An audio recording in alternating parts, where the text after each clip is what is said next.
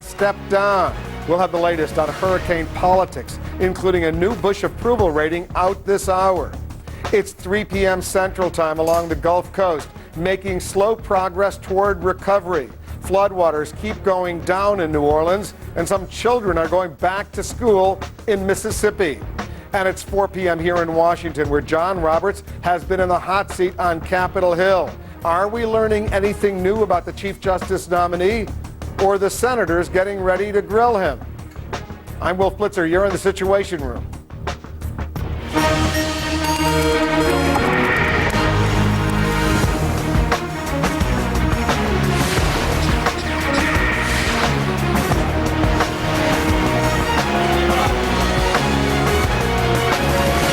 This hour, President Bush is returning to Washington from the Gulf Coast, and his already disgraced FEMA director is calling it quits. Just a short time ago, we got word that Mike Brown has formally resigned.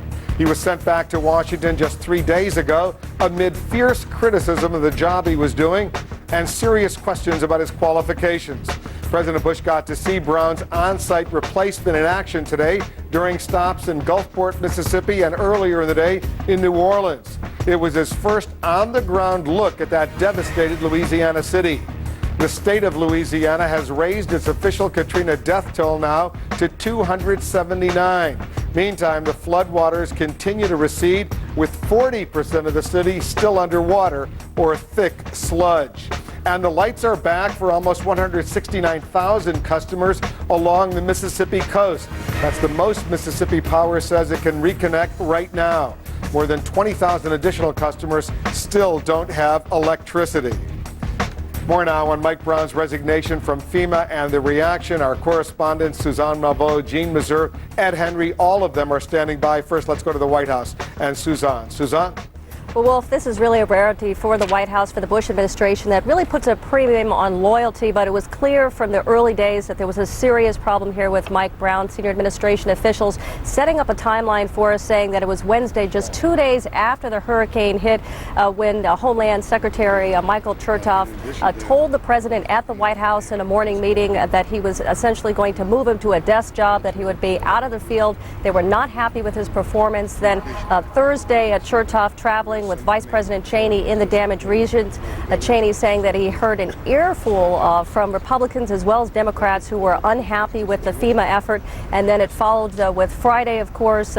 Chief of Staff Andy Card got word that the choice to replace him, at least on the ground, would be Thad Allen. Even on that day, Wolf, the president was not willing to disparage Mike Brown anyway. In fact, saying, "Brownie, you're doing a heck of a job. The FEMA director is working 24 hours a day," but it has become very clear the president under increasing pressure, FEMA under increasing pressure, as well as Homeland Security to hold someone to account. Wolf? Suzanne, thank you very much. CNN's Jean Meserve is learning more about this resignation of Mike Brown. Jean's joining us now live. Jean?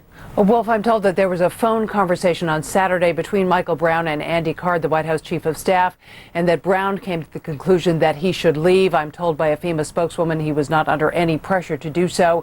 In his letter to the president this morning, I'm told he said that it was important to leave now to avoid further distraction from the ongoing mission of FEMA, and that it has been an honor to serve the president, work with the people of FEMA, and help Americans in their darkest hour. According to the spokeswoman for FEMA, leaving is something he's been thinking of for some time, but of course circumstances were such that that timetable was moved up. I am also told by a couple of sources that the White House is expected to move very quickly to replace him. We do not have a name at this point in time, but something expected very quick in this regard. And I should mention, Wolf, that the job is changing a little bit. FEMA, under the proposed reorganization of Secretary Chertoff, will have a different role than it has. It will not be dealing with preparedness. It will only be dealing with response and recovery. So whoever comes in here will have a different mission than Michael Brown did. Wolf? And we got the wrong time underneath you. It's 4:05 p.m. here in Washington, not 3:05. We'll correct that. Thanks very much, Jean Meserve. Let's go up to Capitol Hill. Ed Henry is getting more reaction to Mike Brown's decision to step down. Ed?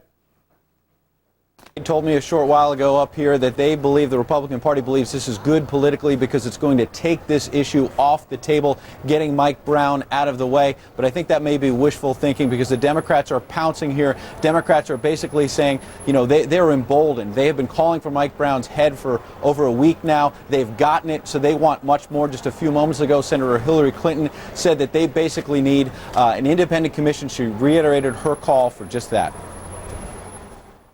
I've called for an independent Katrina Commission because I don't think it's appropriate or possible for the government to investigate itself. With all due respect, I don't think the president investigating himself and his administration is going to give us the answers or the clear-headed, realistic recommendations for the future. But I literally just ran into Senate Majority Leader Bill Frist in an elevator here in the Capitol, and he told me that an independent commission is not going to fly. He said instead he believes Congress should not abdicate its responsibility of oversight here. He thinks that this House-Senate Joint Committee probe is going to move forward, but I can tell you there are others in the Capitol who do not believe that that committee probe is really moving forward. It's still stalled at this moment, Wolf. All right, Ed Henry reporting for us on Capitol Hill. Ed, thank you very much. I want to go back to the White House. Suzanne Malveaux is there. Suzanne, update our viewers on this the president's trip back to the Gulf region today. I take it he's now getting ready to come back to Washington. You're absolutely right, Wolf. President Bush is on his way back to the White House. He was in Gulfport, Mississippi, visiting some of the damaged areas, and then also, of course, Ground Zero in New Orleans. Very interesting, some of the pictures that came out of that trip. We saw the president. This is the first time he really traveled in an open-air convoy through the streets of New Orleans, and of course, we were not given the location in advance because of security reasons, but that convoy snaked through the mud and the muck, and of course, the message was to show how there were recovery efforts. The president also got some pretty tough questions, however, as well, asking whether or not there was a racial component to this because so many of the victims were black and were poor and were abandoned. The president very sharply saying that the hurricane didn't discriminate, and he said recovery efforts don't discriminate. He also defended as well, saying that there was certainly enough resources to keep the U.S. mission in Iraq going at the same time responding to a natural disaster at home. Wolf?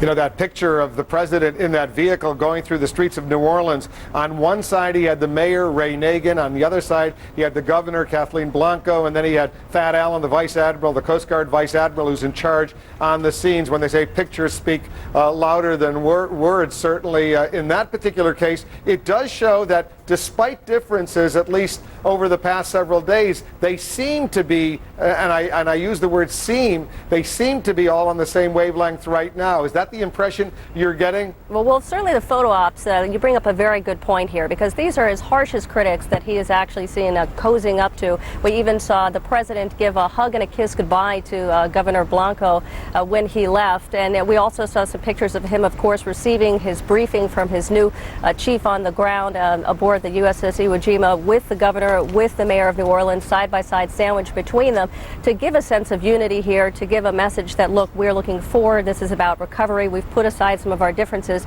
but make no mistake, of course, the debate still continues on how this is going to be investigated.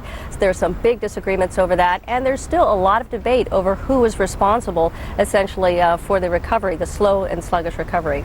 Suzanne, thank you very much. Suzanne Malveaux at the White House. President Bush's stepped-up response to the Katrina disaster may be helping to push up his poll numbers a little bit.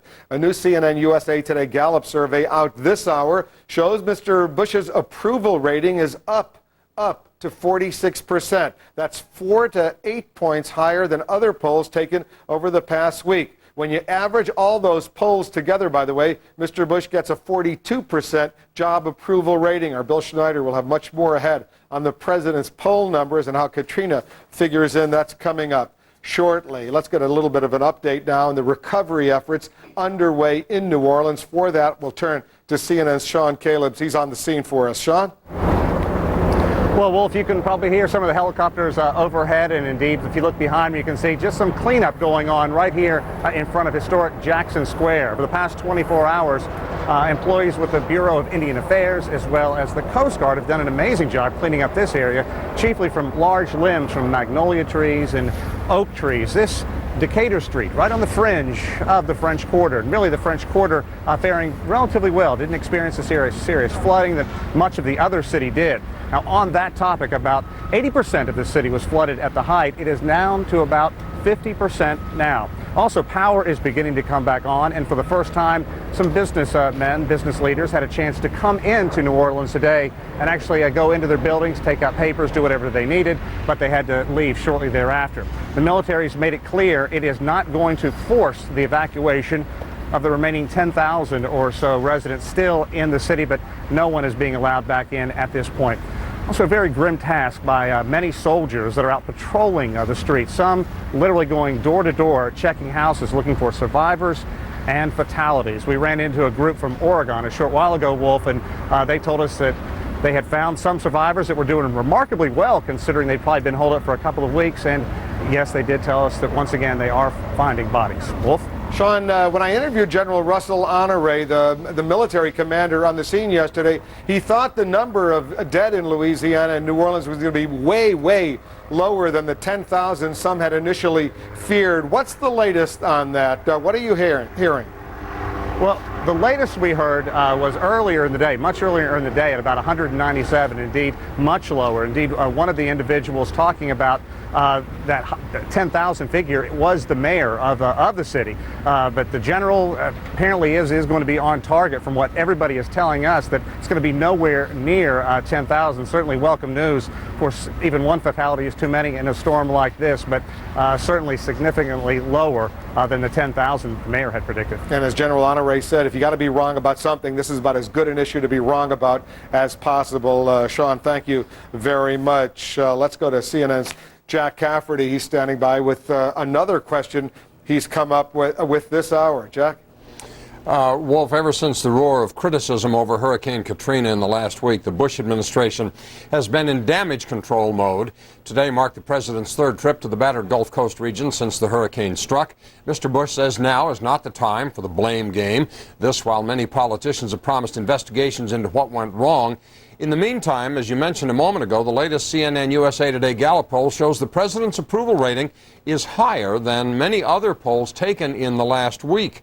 Here's the question for this hour. Is the administration's damage control working? The email address is CaffertyFile, one word, at CNN.com. Jack, we'll check back with you shortly. Thank you. Still ahead, lessons in recovery, a hopeful sign for some of the youngest hurricane victims. Also ahead, President Bush's efforts to help the people hardest hit by Katrina. Is he helping to improve his own poll numbers in the process? And later, day one of the John Roberts confirmation hearings. Is the stage set for a cakewalk or for clashes? You're in the Situation Room.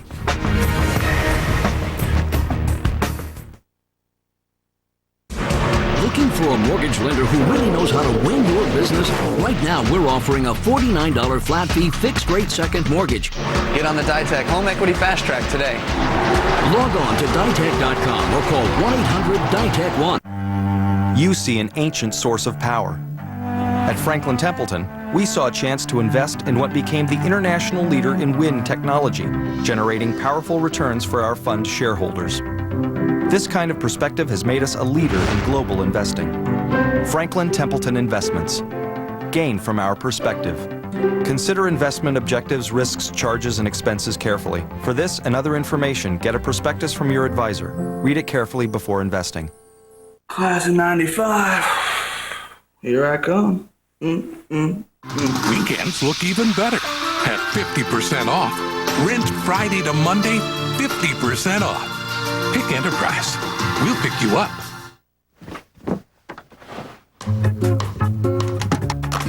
When so many little things go wrong, it's good to know some of the big things won't. The nice thing about the HP Pavilion desktop with the Intel Pentium 4 processor isn't just its price. It's the peace of mind you get for the price. Like a warranty that's longer than most. Support with industry-leading response time. And tech help that actually helps. Get a computer and a company you can count on.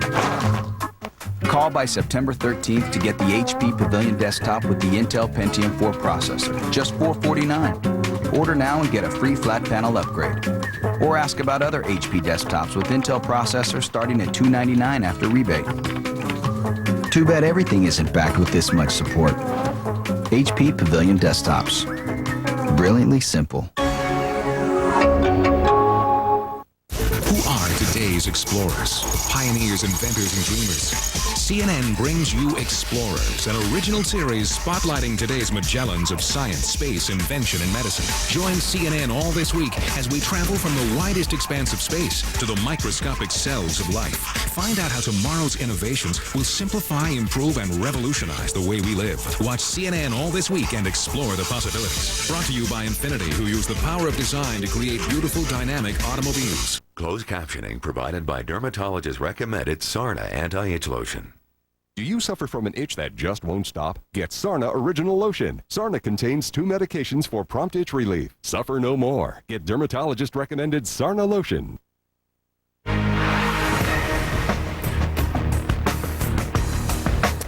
We'll get back to the state of emergency in the Gulf region, what's happening in New Orleans and Mississippi, the resignation of Mike Brown as FEMA director in just a moment or so. But there's a very important story that's been happening here in Washington today. We've been covering it, if you've been watching the Situation Room, since noon Eastern, and that is the confirmation hearings of John Roberts as the next potentially Supreme Court, the Chief Justice of the United States. One of the men helping him in trying to prepare for these hearings, Ed Gillespie, the former Republican National Committee chairman. He's joining us from Capitol Hill right now. Ed, thanks very much for joining us. Thank you for having me, Wolf. Well, I'm sure you were very happy with the way it went, but as far as the Democrats and their opening statements were concerned, was there anything that alarmed you potentially for the grilling he's going to get in the next few days? Well, if there's not, those of us who've been working with Judge Roberts on his confirmation at the White House have understood that senators on both sides of the aisle on the Judiciary Committee are going to rightly exercise their advice and consent capacity in this process. And we've always expected that there would be a vigorous questioning and that they would want to weigh Judge Roberts. And I think they will see in him, as they saw in his opening statement, a man at the end of this process who clearly is one who reveres the rule of law as protecting all Americans, someone who is fair and even-handed and open-minded. And I believe at the end of this confirmation process in the United States Senate, he will be confirmed as Chief Justice. How have you been counseling him or advising him to deal with the questions that are going to come up involving the right to privacy? Well, Wolf, in terms of these questions as they will come before the committee, I want to defer to the members of the Senate, and I will tell you this: Judge Roberts is not one, as you saw in an opening statement he made without the benefit of a single note on a blank piece of paper in front of him, who needs counseling. But I think that it is right to note in the past, as we've seen with all the justices sitting on the Supreme Court today, that the precedent has been that when asked to give their view on a ruling that may come before the court again at some time, that they have rightly refused to compromise the integrity or the independence of the judicial branch of government to the legislative branch of government. So I think we'll just wait to see what the questions are, and if they are questions that are posed in a way that the nominee can answer without undermining the independence of the judicial branch. He will. Ed Gillespie will be speaking often in the next few days. Thanks very much for joining us. Thanks for having me. We're going to take a...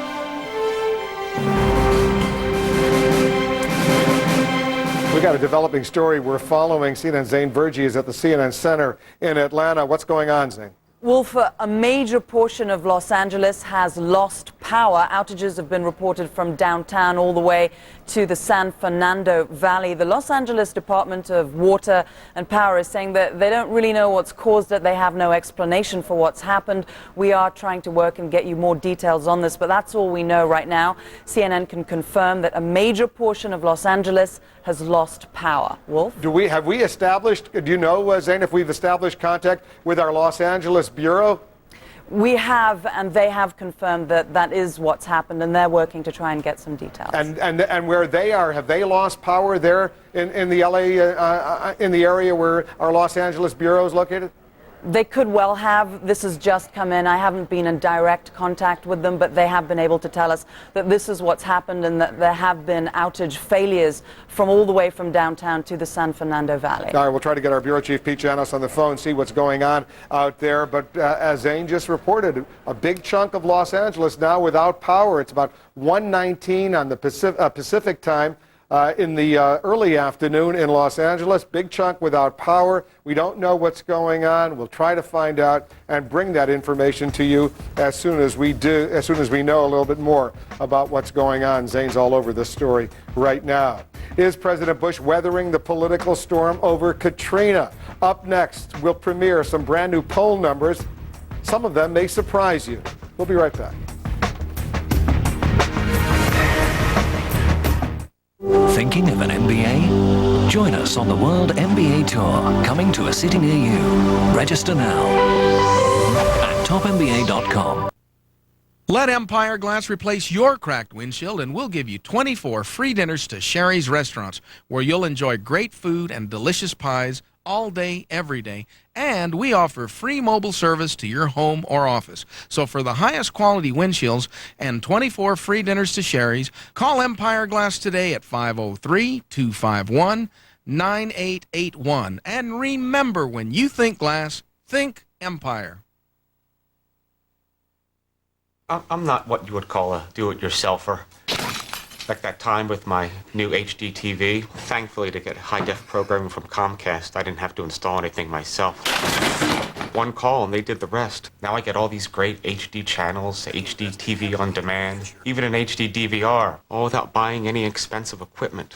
They really saved me from myself. That's HD made easy. Comcast. Get an exclusive rebate from Comcast when you buy a Panasonic HD TV from Comcast.Panasonic.com. Dr. Phil takes your calls on coping with Hurricane Katrina's aftermath. Larry King's CNN Tonight. Good news, men. Now we can sell our chimney caps directly to America. And we can get everything we need to make them from China. How are we going to do all that, then? FedEx will help us with all the shipping, even the complicated customs forms. What's wrong? We don't have to give up our chimney sweep jobs, though, right? Of course not. Don't be silly.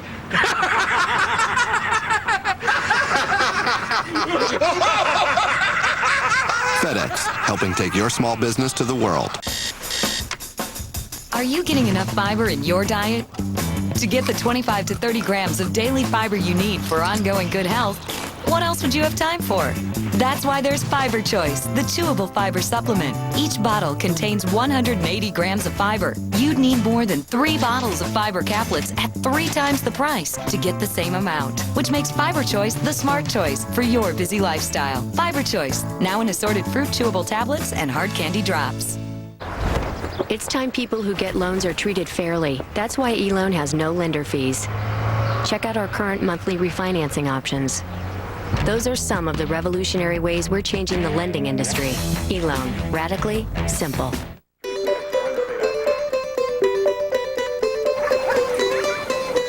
There's an even better way to care for your nest egg.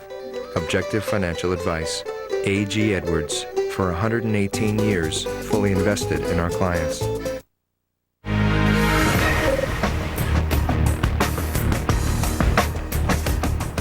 There's a big chunk of Los Angeles that has just lost electrical power. We're not exactly sure what's going on. Let's bring in CNN's Jen Rogers. She's in our Los Angeles bureau. What do we know, Jen?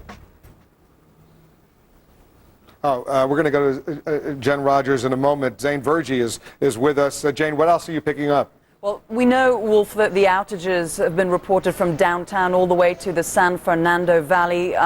The Los Angeles Department of Water and Power is saying that they don't really know what the cause of this has been. There's no clear explanation for what's happened. All we know is that a major portion of Los Angeles is out of power. CNN's LA bureau lost power also briefly, but then came back on. We're located in downtown LA on Sunset Boulevard. We are working to get more information on this, Wolf, but that's all we know. A major chunk of Los Angeles out of power. All right, stand by, Zane. CNN's Ali Velci is in New York. Ali, this reminds me, I hope it's not necessarily the same thing, of what happened in New York City when there was a blackout not all that long ago. I happened to be in New York that day, and it was ugly.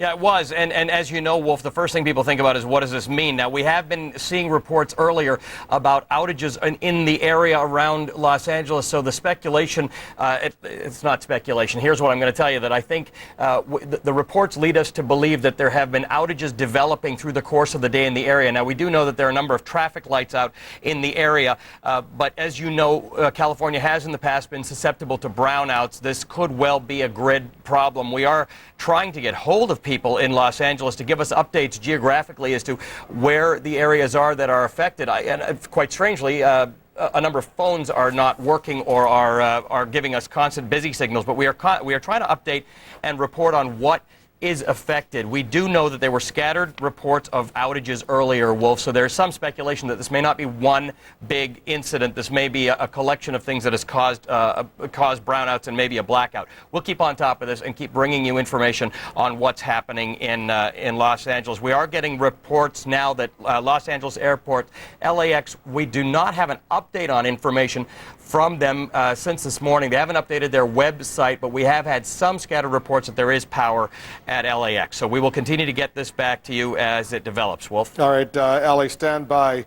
The Associated Press is reporting, as we are, that a large portion of Los Angeles has lost power. Electrical power has been lost. The power was knocked out shortly before 1 p.m. Pacific time. That would be just before 4 p.m. Eastern, about 27 minutes or so ago. The AP, the Associated Press, saying there were 2 power surges that apparently had something to do with this. Traffic lights throughout downtown Los Angeles, the San Fernando Valley, were not working. There are major traffic problems, according to video from helicopter news crews. This, according to the Associated Press. Downtown high-rises also have been darkened. The city's Department of Water and Power says it's investigating the cause and extent of the outage. But once again, power loss to a big chunk of L.A. I think Jen Rogers is in our Los Angeles bureau. Jen, can you hear me okay?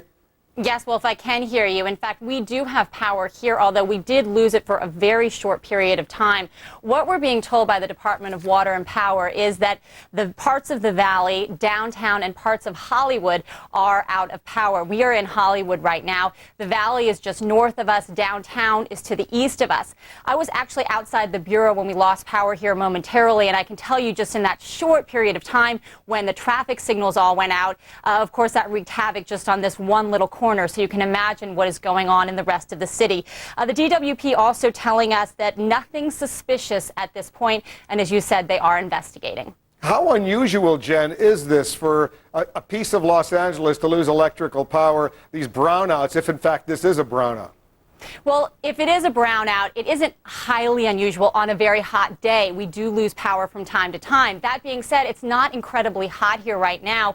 So in that way, it could be seen as a little bit more unusual. I have in just the past week in my own house lost power twice. So that might give you an idea of this, but not at all on this range. This is much more extensive than anything we've seen recently. Are the local television stations on the air right now?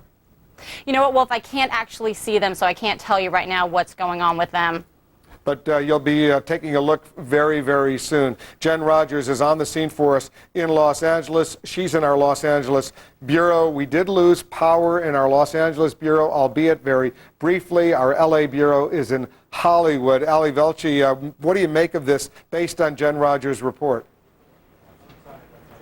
All right, we're just getting, Wolf, some reports. We're just speaking to, we spoke to Cedars-Sinai Hospital right outside of Beverly Hills, and they said just what Jen said, that they lost power around 1 p.m. Eastern. It came back very quickly, which again, purely speculative, Wolf, but you've seen these things before. When power goes out in different places at different times and starts to come back, it does suggest maybe a transmission problem more than a major outage. That is what the authorities in Los Angeles are speculating at the moment, that it could be a transmission problem. That's from the Los Angeles Department of Water and Power. We're continuing to see how widespread this is and whether there's any fallout. But for the moment, it does seem to be that some places experienced a power outage and got it back about half an hour ago after being out of power for a very short amount of time, Wolf. Refresh our viewers their memories. The blackout in New York.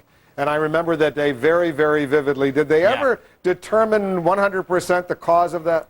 Yeah, you know, energy, it's hard to sort of conceive of, but electricity travels back and forth on grids, and the whole northeast of the United States, with some very specific exceptions, operated on one grid. Faults in one part of that grid sort of set everybody off in a domino fashion, and that's what kind of happened in the middle of August a few years ago with the blackout. Now, what we're looking at here, California's got a whole different system of issues going on that go back a few years that have caused them to have these brownouts or transmission problems over time. So obviously the first thing one wants to worry about, Wolf, when you see a transmission outage or a power outage is whether there are safety problems, whether it's a security problem, and whether emergency services are up and running. So that's what we're looking at first. But California's been looking at how to transmit power and make it more effective and not have people suffer brownouts.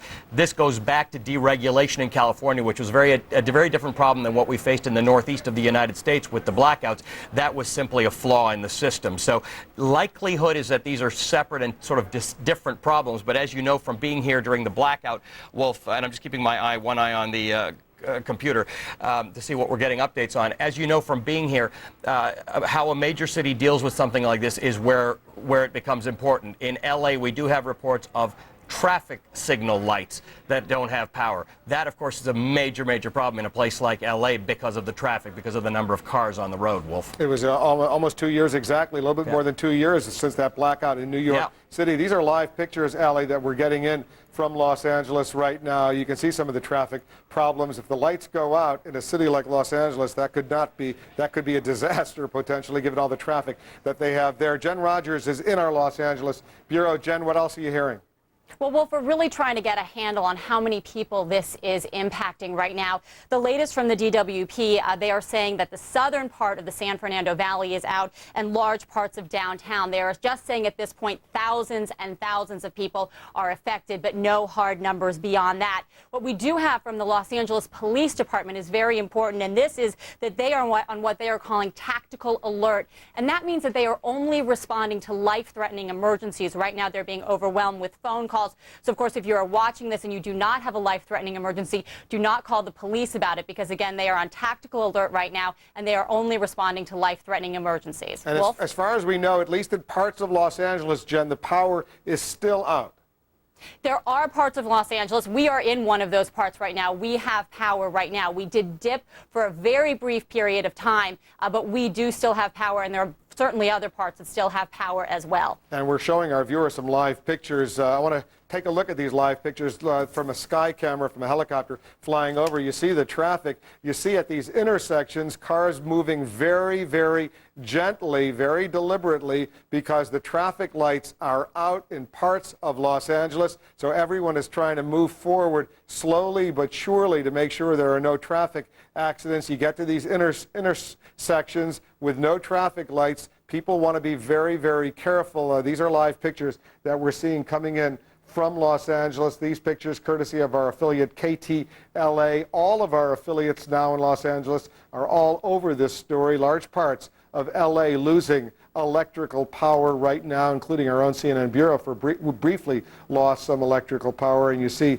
these pictures coming in. I want to bring back Jen Rogers. She's in our Los Angeles bureau watching all of this as well. Under normal circumstances, traffic starts to pick up pretty soon in Los Angeles. It's about 1:30, just after 1:30 p.m. Pacific time, LA time, 4:33 on the East Coast. But rush hour traffic can be horrendous in LA under normal circumstances if there are no traffic lights. And let's hope the traffic lights are back in business by then. It could really be a mess in LA.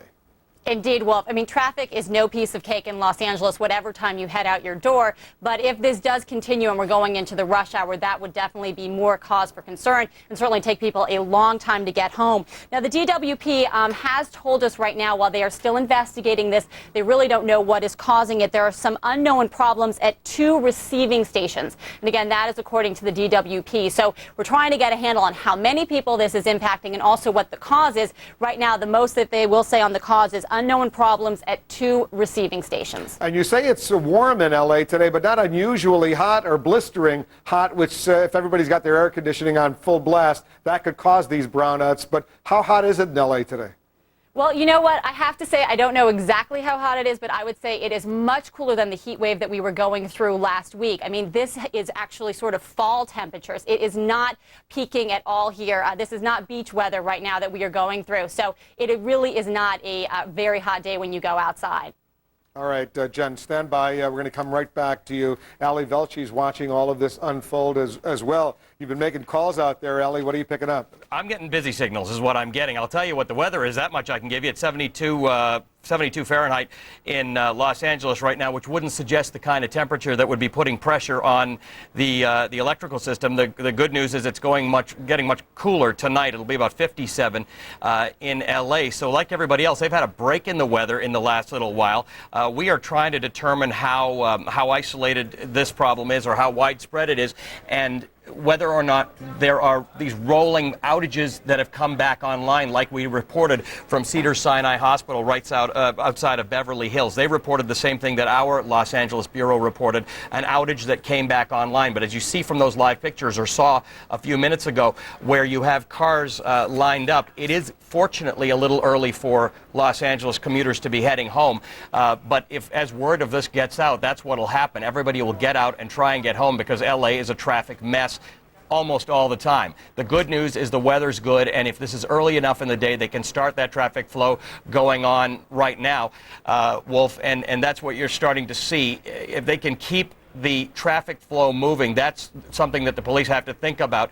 We are now getting reports, Wolf, Burbank Airport, my producer telling me, is now running on backup power, generator power. They have been doing that now for about an hour, but there is power at Burbank Airport. That's not clear whether or not they're able to land and take planes off from that area. As you know, Wolf, LAX, Burbank Airport, and other surrounding airports like Long Beach are very, very busy airports. They also can't move traffic around between the airports very easily because of the density of population in the area. So we're going to keep our eye, Wolf, on what's developing, how widespread this is, and how quickly they're planning on getting it back online. Wolf? Thanks, Ali. We'll check back with you. Let's step into coverage from our affiliate KCAL in Los Angeles. Hear what they're reporting. The next time, if there is a next time for you. Has affected electricity at LAPD headquarters, that being right downtown at Parker Center. They do have electricity. They do not have electricity there. However, the fire department is reporting that they have had no calls of problems associated with this power outage. So far, so good. It hasn't set off anything that would be something we'd care to report on. But the power is out at LAPD headquarters, but the fire department says no major reports. So this is going on a little bit over half an hour since the major power outage, and we'll just wait and see how long this goes on and when it will be that we'll actually get some information as to what this has happened, why this has happened, and exactly how widespread it is. Right now it looks like mostly downtown, Hollywood area, also the Valley as well. And again, it looks like the biggest problem we're seeing right now is the traffic. A lot of backups right now, those lights not working, and as it gets later, if that doesn't change soon, it could be a very, very messy commute. Already we saw the backup onto the freeways and the surface streets as well, so this could be a big problem. Derek Bell, looks like you're headed inbound there toward the Civic Center and from the Valley, I guess? I'm sorry, that's right. We're southbound on the 101 freeway, the Hollywood freeway, as we just passed Vine Street. We are heading towards downtown Los Angeles, see if we can see any major problems. But as we pass over Hollywood, I'm taking a look at different intersections, seeing if they're having any difficulty. For the moment now, it appears the lights are on in the Hollywood area, and we'll give you updates as we make our way towards downtown Los Angeles. Yeah, we're, of course, in Hollywood, and we can tell you that, as we were saying earlier, we had some power problems, but power has been restored. We seem to be up and running fine right now. Getting reports, we were talking earlier about the LAPD headquarters being without power. Get some reports from people who are living in some, or who are in some of the high-rises downtown, and they too are without electricity. And you stop and think that that can be such a problem when you have such a long elevator ride and you have no elevator. Hopefully no one is trapped in those. We mentioned earlier, fire department reporting doesn't have any major problems it's dealing with right now. We don't know whether they would consider that to be a major problem with people trapped in elevators. Usually there is a mechanism that allows them to easily open the doors and get people out, regardless of what floor they're trapped on. So hopefully, if you are in an elevator right now, things are not too bad, and hopefully it won't be getting too hot in there. We're just now getting word that... All right, we're going to move back here to the Situation Room, our affiliate KCAL doing some reporting on what's going on in Los Angeles. Jim Wells is with the Los Angeles Fire Department. He's joining us on the phone now. Jim, where exactly are you? We're in downtown Los Angeles. What is going on based on the information you have? Well, right now we understand that there is a major power disruption throughout the city of Los Angeles, including West Los Angeles, some places in the valley. Right now the power is coming on in some of those areas. As far as the fire department is concerned, we're dealing with quite a few calls for people that are stuck in elevators, so we're trying to advise people to stay off of the elevators. Our operation now is almost synonymous with that of a major earthquake that would occur in the city of Los Angeles. In other words, each fire station is operating almost on its own, along with what we would call our area command. We have helicopters flying throughout the city of Los Angeles. We have not had any major problems as a result of this major power disruption. And then no indication of any major fires or anything like that? No, we've had no fires at all, and we'd like to advise people in a situation like this when the stoplights are out, just treat every intersection as a four-way stop, and people will be able to traverse the streets of Los Angeles and any other area in this country as long as they treat these out stoplights as a four-way stop. And once again, the fire department, we are able to traverse the area if necessary. It may be a little bit difficult for us, but we can get to any type of call that we might have. The fire department is functioning as it would in any type of an emergency. Jim, do you remember an incident of this nature occurring in recent memory? Not exactly like this. We did have one, but it affected basically the 911 system when the power went out like this. But it appears at this point that we've had no, it has no effect on the 911 system. It's basically the power that has been disrupted as far as the lights and things of this nature, sometimes the computers, but it appears that all of our 911 calls have been getting through properly. I remember 2 years ago when they had the blackout in New York City in the northeastern part of the United States. There were a lot of people stuck in elevators at the time. What do you do if you're stuck in an elevator? You just have to wait till the power comes back? Basically, that's what you have to do. Make a call and let the fire department know that you are stuck in an elevator, but there's not a lot you can do. We can get to the elevator. It was mentioned earlier by you, I think, that there are mechanisms in place for the elevators that we can lower the elevators to certain floors and get people out that are trapped in the elevator. We would advise people, I know it's difficult for them, obviously, to hear your programming now, but to not panic when they're inside of an elevator. Eventually, the power will be stored. This is not a blackout such as the one that you mentioned earlier. This is more of a power disruption, and it's intermittently throughout the city of Los Angeles. Are you getting, Jim, any indication from authorities the cause of this blackout, the cause of this power outage? Well, I really wouldn't want to go into that at this point because it's still under investigation. We've got our Department of Water and Power. They're checking all avenues and every place that they possibly can to find out exactly what has caused this. The period of time that this will take is unknown at this point, but they are trying very desperately to get power back to their customers and get everything back to operation the way it should be in the city. The Associated Press, Jim, is quoting Sergeant Catherine Plose of the LAPD, the Los Angeles Police Department, as saying terrorism is not suspected, although the department has gone on what she calls full tactical alert, meaning no officers are allowed to leave duty. What does that say to you? Well, it tells me that we have a situation in the city of Los Angeles that has to be dealt with by many different agencies, and the Los Angeles Police Department is one of the major agencies that have to deal with a situation like this, regardless of what the cause might be. But once again, we cannot rule out what it may or may not be at this point. The only thing that we can do is to continue to investigate, continue to make sure that the citizens of Los Angeles are safe, and that is what the Los Angeles Police Department is doing. I'm sure they have a spokesman that could speak better on that. But once again, working in concert with the fire department and law enforcement, working together, we will make sure that the citizens are safe. And we can see the intersections. We're showing our viewers, Jim, some live pictures courtesy our affiliate KTLA. At those intersections, dark cars, trucks, pedestrians, everyone has to be very, very careful because the lights clearly are not working, and you have to just gingerly go through those intersections to make sure there is no accident. One final question, Jim, before I let you get back to work. It's 72 degrees, we're told now, in Los Angeles. Doesn't sound very hot, doesn't sound like a lot of air conditioning would necessarily cause what's called a brownout. So it doesn't look like the weather necessarily is a factor in this. Well, once again, we don't want to speculate too far ahead of the Department of Water and Power that is actually doing this investigation as to what has transpired here. But as you spoke about the traffic, once again, it's going to be very difficult for people to traverse the streets of Los Angeles. But once again, it's very important anywhere in this country that people treat any time that a stoplight is out, to treat it like a four-way stop, and stop and be courteous to other drivers. And we will get through this.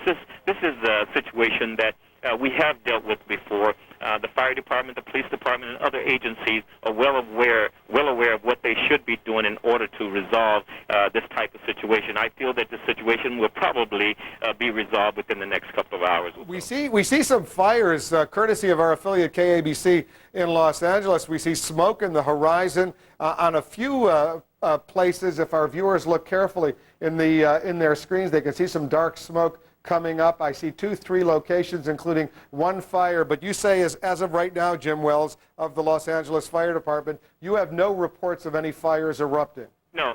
Now, let us understand that in a city of almost 4 million people, we have fires every day, regardless of whether or not there's any type of power disruption or interruption. So we will have incidents even during this period of time. So to see smoke somewhere in the city of Los Angeles, it does not mean that there is fires breaking out because we have a problem with the power. Like I say again, we must remember that we do have fires every single day in the city of Los Angeles, be there major fires or just minor trash fires. You see smoke on the horizon, but you really don't know if that's a car fire or a trash fire, or it could be some grass that's burning. And we do have those type of fires every single day. So we just want your listeners and watchers to know that we in the city of Los Angeles at this hour, we do not have any major fires breaking out. We do not have any major problems in the city of Los Angeles.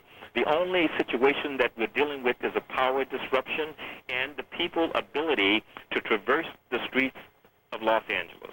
Jim Wells is with the Los Angeles Fire Department, helping us better understand what's going on. Jim, thank you very much. We'll check back with you soon. Let's check back with our own Jen Rogers in our Los Angeles Bureau for a little bit more information she's gathering. What are you picking up, Jen? Well, Wolf, we are starting to hear about communities coming back online. That means that the lights are coming back on in those neighborhoods. We still, of course, do have outages, and you can see that when you look at the video and the traffic crawling along through those intersections. We do have a report from LAX, that's Los Angeles International Airport, that it is fully operational, that everything there is up and running. In fact, Sabila Vargas, a CNN reporter, landed there a short time ago, took a look around, and said that everything there was to be as expected.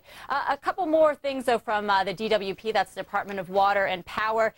They did say, these are just some tips if you're watching this in Los Angeles, if you're lucky enough to have power, to avoid down power lines if people see them. Try not to operate any electrical appliances because, of course, when power does come back, better to have those off than on at this point. All right, Jen, we'll be checking back with you as well. There's other important news we're watching, including the resignation of Michael Brown as the FEMA director. CNN's Gene Reserve is picking up some important information. Gene, what are you learning? Wolf, we're hearing a name now that from administration sources, two of them, that there is going to be an acting director of FEMA. He is going to be David Paulison. Paulison has been head of the preparedness division at FEMA before coming to FEMA. He was head of the fire and rescue department of Miami-Dade, Florida, and in that capacity had some role to play in the recovery from Hurricane Andrew. One of the sources with whom I spoke this evening said he's the man picked for the job, at least temporarily, because of his 30 years of experience in emergency operations and rescue operations. So David Paulison, right now head of the preparedness division of FEMA, also the U.S. Fire Administrator, the man tapped to take over from Michael Brown, at least for the time being, as director of FEMA. Wolf, back to you. So he heads the department, at least for the time being, as acting FEMA director. That's correct. All right, let's get back to what's happening in Los Angeles.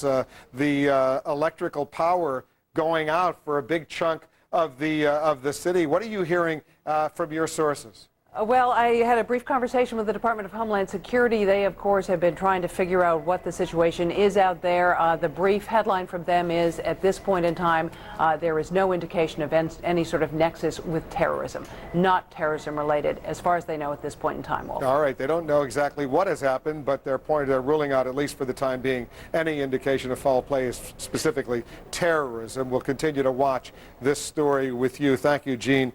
Very much. Jen Rogers is still with us in our Los Angeles bureau, and she's very busy gathering a little bit more information on what is happening in L.A. Jen?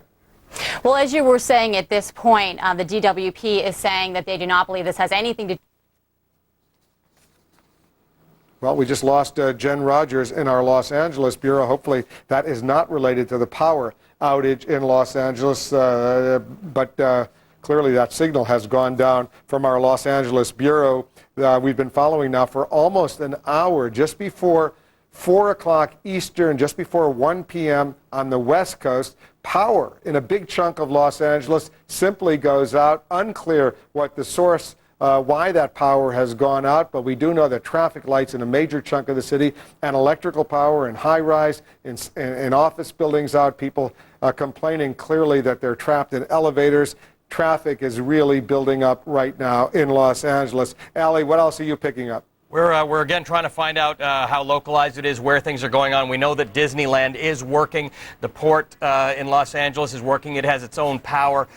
Disney offices in Burbank aren't working, but we seem to know that some of that is centered around Burbank and the Valley areas. So what we're really trying to figure out is whether things are coming online and whether they can get traffic online to fast enough to get everybody in and out of Los Angeles. Los Angeles depends on its traffic system in order to smoothly move people through the city and out of the city. As you know, the freeway system works well, and the freeway system is not affected by traffic lights in the same way, but the roads that feed onto it and off of it do, of course, depend on the traffic lights. And if you start seeing those backups, you have serious problems. Now, we are seeing that is happening, that we've got traffic light outages across the city. The fire that you were seeing earlier doesn't seem to be related at all to this issue, but this is a big city. It seems to be under control at the moment. That's what the authorities have to worry about. Because they're on, as you know, they're on tactical alert, as it says.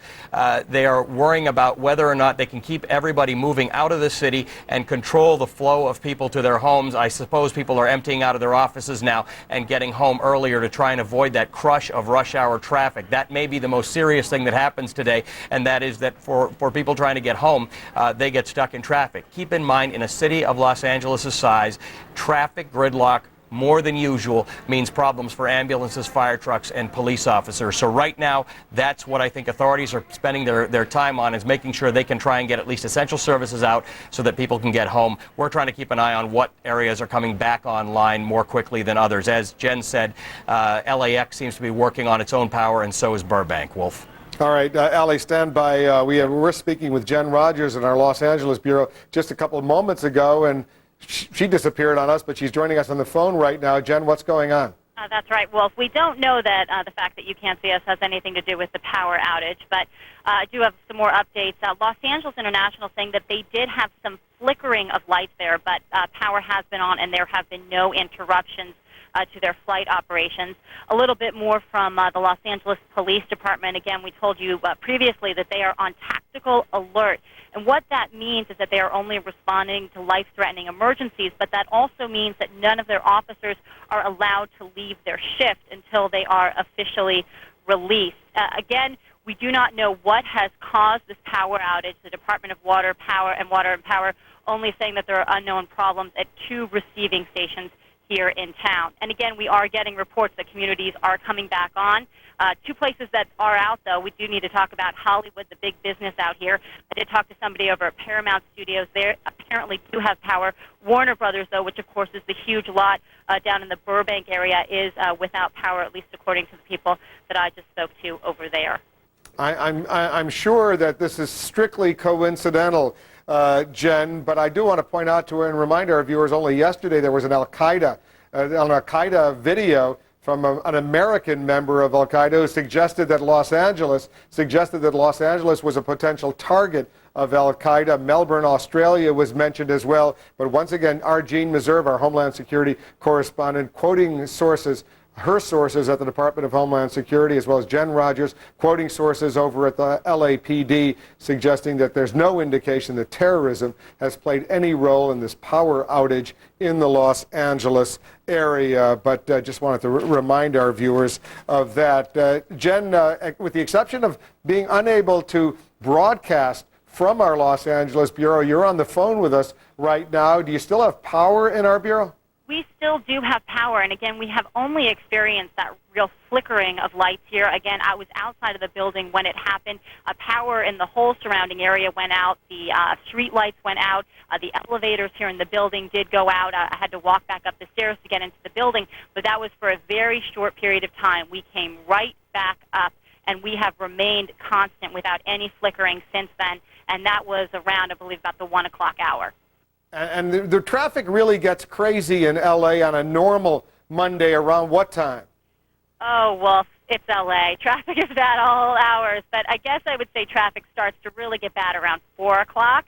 That's when you're going to start to see it pick up. And then, rush hour can go to as late as 7 o'clock. This is the car capital of the world, I guess. And so far, based on and I know you're monitoring local television, local reports, the mayor of Los Angeles, the police chief of Los Angeles, have they made any public statements yet?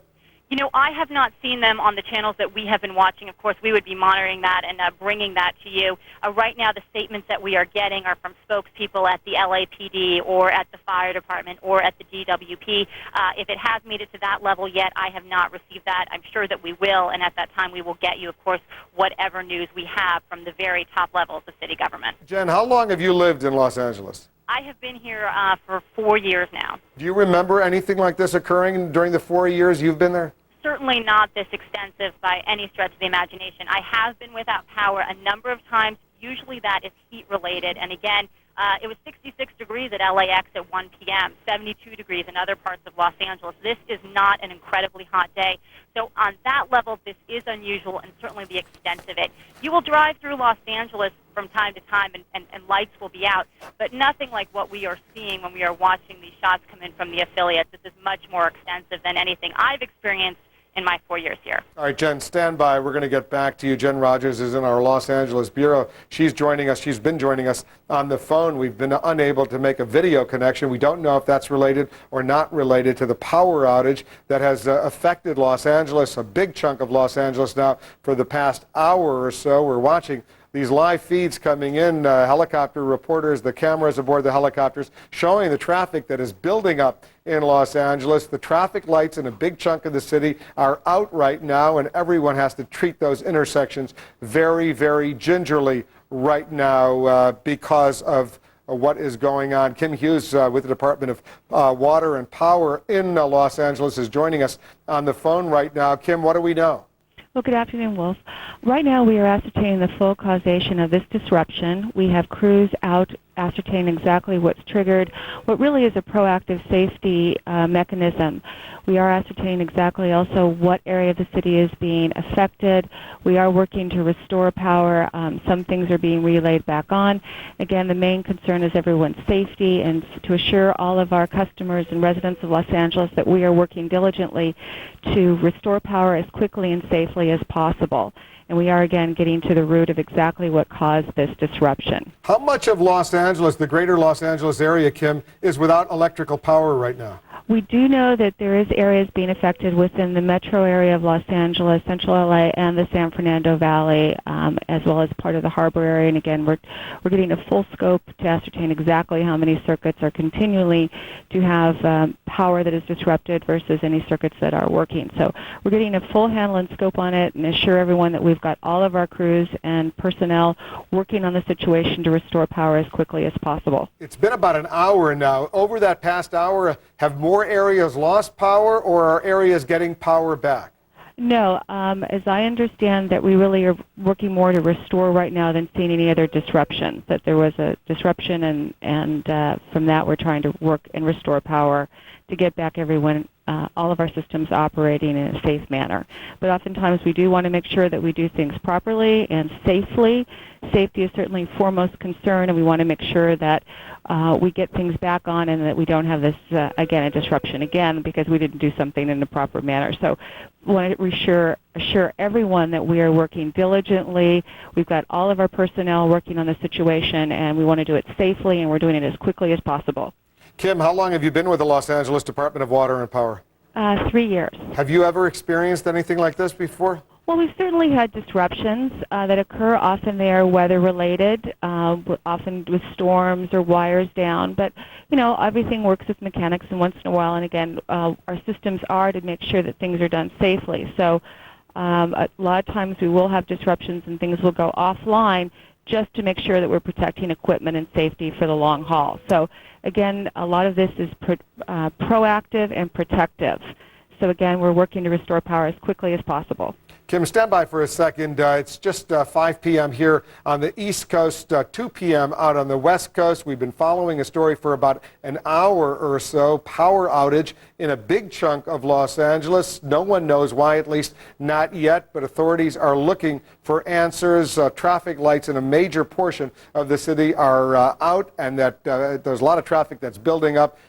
Cars have to go through those intersections very, very carefully right now. Kim Hughes is with the Los Angeles Department of Water and Power. She's joining us on the phone. She's still with us.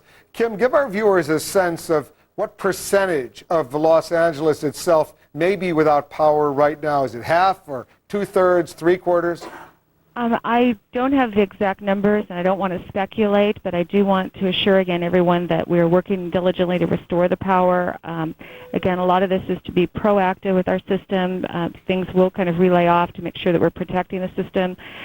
We will get the power restored as quickly as possible. Good luck, Kim. Kim Hughes is with the Los Angeles Department of Water and Power. Thank you so much. All right, Kim Hughes, thanks very much. I want to briefly listen to our affiliate reporters over at KCAL. They're flying over the city, and they've got some news. Let's listen in. The congestion on those has eased dramatically as those lights came on and people started making their way through the intersections. So again, things appear to be returning to normal.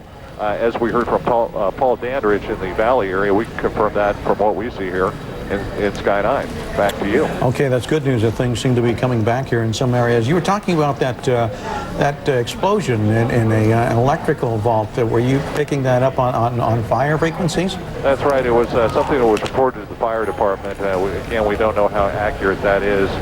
We are coming close to the area right now. We're going to be getting a look at that area, and again, looking out there, it does not appear that anything really big is going on. It may have just been a result of something collecting in an underground vault. It kind of went up in a big poof when the lines were re-energized. So we're going to try and take a look at that here shortly. Yeah, we've had that in the past. I remember during the rolling blackouts, that was a problem. That was a concern when the power does come back on, when the lines, as you mentioned, are re-energized. Sometimes you get that in transformers as well sometimes. So hopefully that's what that was, and hopefully it's a good sign that electricity is coming back. As Rick Chambers was telling us a few minutes ago, the DWP is confirming that they had 2 receiving stations with mechanical failure at those. They did not mention where those are or exactly what mechanical failure refers to, but that's apparently what they are saying is the official cause, and they are in the process of trying to figure that out and obviously fix it. Mm-hmm. And the good news is that we are seeing power coming back onto areas that were dark before, so that's good news. Fire department telling us that that the majority of their calls are from people stuck in elevators. And so if you get out there anytime soon, you will see a lot of fire engines out on the road responding to areas where people are stuck in elevators. But other than that, no real significant calls, just problems with traffic tie-ups and people stuck in elevators. That seems like the extent of the problems that we're having from this outage. And that's a good thing to have. We're glad that there aren't any fires breaking out or anything more serious like that would take the... All right, we're going to break away from KCAL and their live coverage to bring you more of our coverage. Seeing as Jen Rogers is in our Los Angeles bureau. She's collecting more information. For more than an hour now, there's been a major power outage in a big chunk of Los Angeles. What else are we learning, Jen? Well, Wolf, we can confirm that communities are continuing to come back online. In fact, I just called into a neighborhood about 15 to 20 blocks away from where we are in Hollywood, Hancock Park, and that has been back now. Basically, they came on the last 20 minutes, at least my street did. So that is another sign that we are returning to a little bit of normalcy here. Even when you can see the pictures when we were just dipping into the KCAL coverage, you could see some traffic coming back to normal speeds. But, of course, we are still dealing with outages in some parts of the city. All right, Jen, stand by. I want to just show our viewers, we're monitoring feeds coming in, live feeds from KABC in Los Angeles, KTLA coming in from Los Angeles, KTTV in LA, and KCAL. We've been monitoring all of those feeds coming in. Ali Velchi is watching this story together with all of us. Ali, what are you picking up? Hey, Wolf. Hey, Jen. We're making phone calls. We are now getting some of those phone calls through into Burbank. We've just spoken to some people who say that power came on just a few minutes ago in Burbank, and that things seem to be getting back to normal along Lankershim. The lights are starting to come back to traffic lights. We've spoken to Amtrak. They said exactly what Jen Rogers has been saying, that they lost power at Union Station for a little while, but the power is back on, and that the trains don't need the stations to be powered to operate anywhere. So we are getting word that it is starting to come back. And of course, Wolf, as you remember, and Jen, you remember, when it happened in New York, when the blackout happened, it was still early in the day. It was 4 p.m. There was still a lot of light. It was a summer night. Wasn't too hot. Allows people to make their plans, get home, and not get sort of panicky about what to do. So that, I think, helps. That for some people, Jen, who have lost power, they might have decided, all right, you know what, it's time to pack it up and go home. And hence you start to see that traffic flow spread out over a number of hours more than you typically would. Exactly. That will certainly help. Jen, I was going to ask you, how well prepared is the Los Angeles area for this kind of a situation? We know they worry all the time about an earthquake, but what about this kind of a situation? Well, I would say because of our preparedness for earthquakes that we might be more prepared than not. That being said, of course, everybody's been watching what has been going on in the aftermath of Katrina, and people may be even getting more prepared. Of course, this doesn't even bring a candle. You can't even hold a candle to what's been going on down there. But I do think that people have learned to deal with this. We have a lot of weather situations out here, not just this extreme heat, but we have also had a very rainy season that we have just come out of. So again, we have lost power just in my house, I would say, at least half a dozen to a dozen times this year alone. So it's not something completely out of the ordinary. It's just how extensive this one is right now, Wolf. And I do want to let you know that I did just talk to somebody over at Warner Brothers, and they have power now on as well. That's in the Burbank area that Ali was just talking about. All right, let me bring back Ali, because he's got some additional information he's collecting as well. Ali? Well, we're trying to get a handle on whether the airports are, whether the airlines themselves have redirected or able to land as planned, because we do know, as Jen reported earlier, and Sabila had reported from landing at LAX, that those are up to speed. But you've got to wonder, Jen, given just the last few days, given New Orleans, and given the focus in every city across the country on planning for emergencies, LA is one of those places that has been prone to, whether it be blackouts or earthquakes in the past. You've got to figure that in the last couple of weeks, people have brushed up on their emergency plans anyway. So when the police say they're on tactical alert, which means they're responding to serious emergencies and no one's allowed to go off shift, that it might be smoother today than it was a month ago if this had happened a month ago. Exactly. That would be my assumption as well, and possibly a small dress rehearsal for anything down the line. Jen and Ali, listen to this. We're just getting this in from the Associated Press, suggesting the Los Angeles Department of Water and Power that shortly after 1 p.m. Pacific time, that would be 4 p.m. here on the East Coast, 2 power receiving stations failed, and that forced several larger generating stations to shut down. This according to Robert Rosansky, the department's chief administrative officer.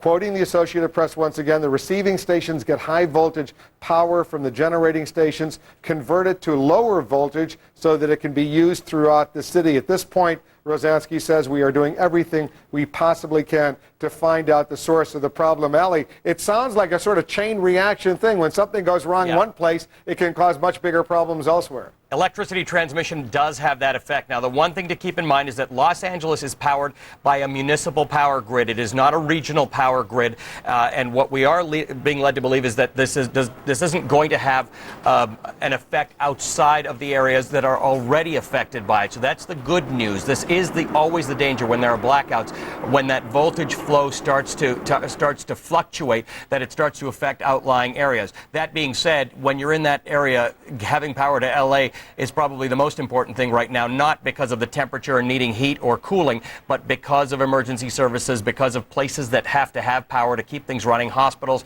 and because of traffic lights. Right now, the traffic lights, while it doesn't seem like a serious problem, that's the thing to keep our eye on to make sure that they are able to get those things back online. This is a city that is very sensitive to small changes in traffic flow because of the volume of cars going in and out. You're looking at live feeds which show traffic moving fairly well right now for 2 o'clock Eastern time on a Monday.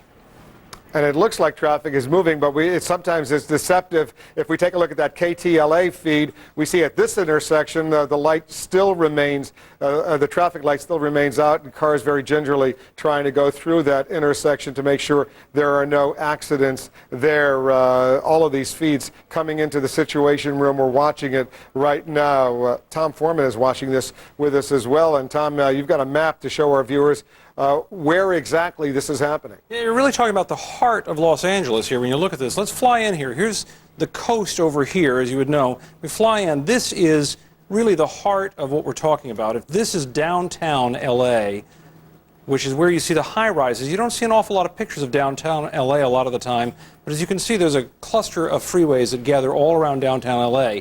The area that we're talking about right now appears to be from this area that we're talking about right now to a north and westerly area. Let's look at this. This is LA. If you head up this way, you get into Hollywood, the Hollywood Hills all up in here, Glendale over in here. You move a little bit further up. This is Burbank. This is where the Johnny Carson show, the Jay Leno show now, has been taped for many years. That's one of the areas we've been talking about. Hollywood, where our own studios are, down in this area where the Hollywood sign is that we all know about. Beverly Hills, all of the areas we're talking about right now, heads out this way to where you hit one of the major roads that goes north-south, the 405, which people use for big-time commuting, and all the way up further north you get into the San Fernando Valley. So what we're talking about is, at least for the moment, a big pie shape, a big slice of pie shape that includes all of downtown LA, lots and lots of people. LA, the city alone, about 3.3 million people in it. The county, close to 10 million people.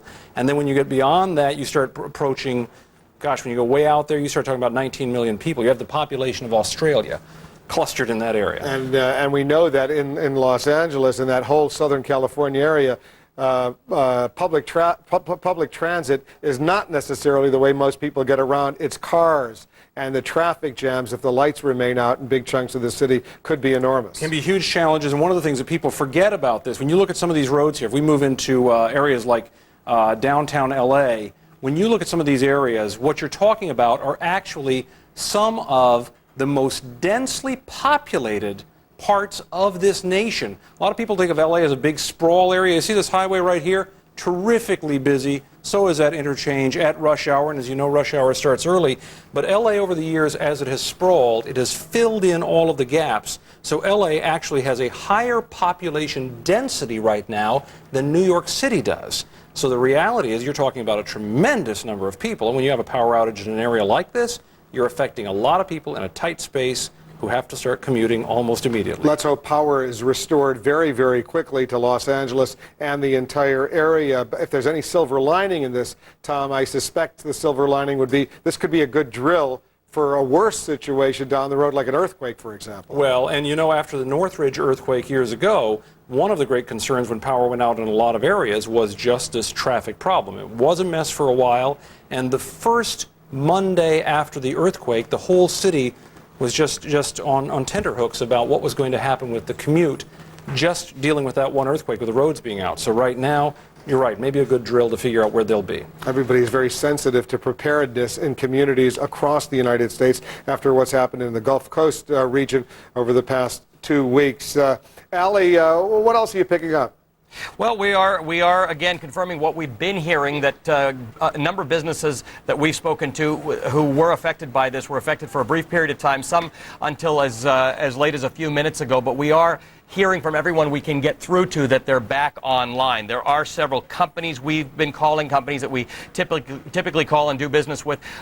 We can't get through to them. We're getting busy signals, which indicates to us that that's how it's been over the last hour as we've called people, and then the busy signals have gone away. It means that they're back online. We've called them and said, hey, we've been trying to call you. Your lines haven't been working. So we are hearing that the power is coming back. Part of this tactical alert that the LAPD is on means that officers can't go off shift. Now, in many cases, what that's going to mean is nothing more serious than the fact that they can't go on shift and they get sent out to some of these busy intersections, because as your live shot shows, in some places where there's no light, no traffic lights because of the power outage, drivers are being encouraged to do what they always do, treat it like a four-way stop. But in busy intersections where the traffic goes one way and the other as opposed to crossing, you'll find a lot of drivers not pausing to let traffic cross, and what that's going to do is cause buildup in the arteries, and that's when we start seeing traffic jams, which are going to backlog and start to cause more problems, especially for emergency services that have to move through. So we're keeping a close eye. You've got that one up there. I've got a few feeds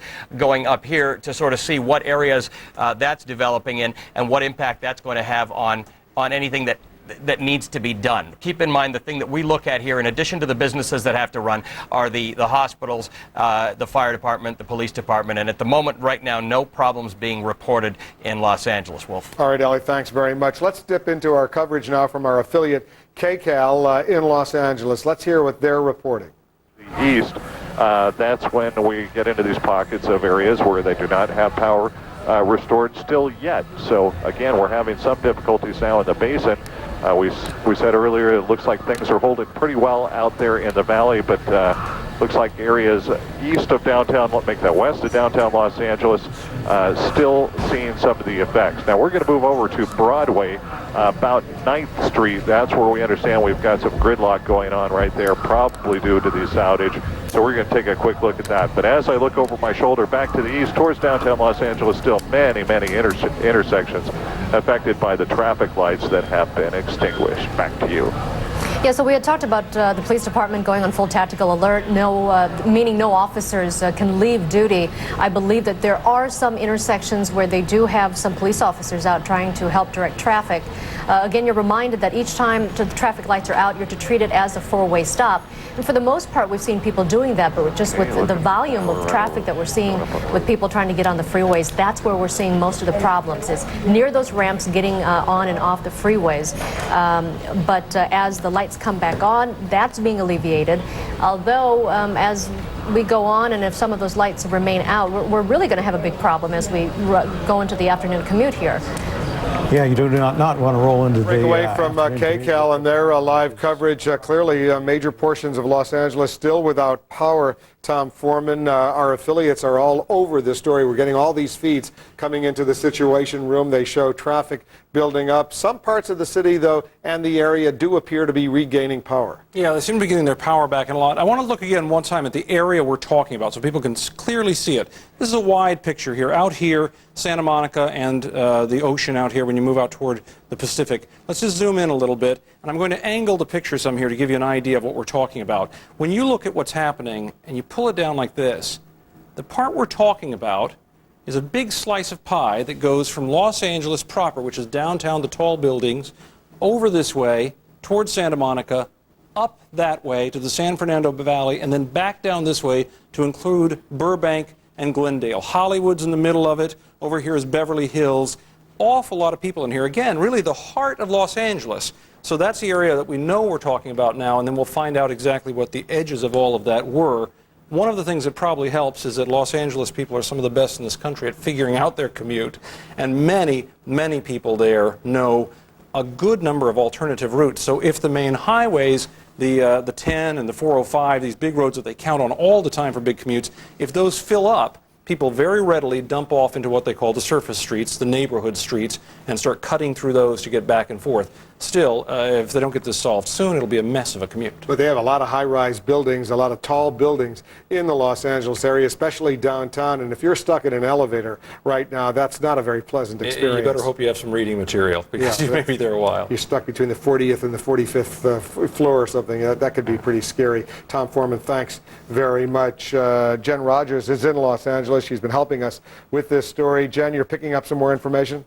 That's right. Well, from the LAPD, they are now on what they are calling a modified tactical alert, and that is a downgrade from what they were on previously, which was a full tactical alert. So what does that mean exactly? Well, they are saying it is business as usual, but they are not releasing their officers from duty. No one can go home. Right now, what they are doing is they are helping out the Department of Transportation. Obviously, traffic, really the critical issue that we are dealing with right now. The LAPD also said that they have gone through their various buildings and properties, and that all is secure there. And I think at this point it also bears repeating that we have multiple law enforcement sources telling CNN that this is not in any way connected with terrorism. Again, a downgrade from the LAPD. They are now on what they're calling a modified tactical alert.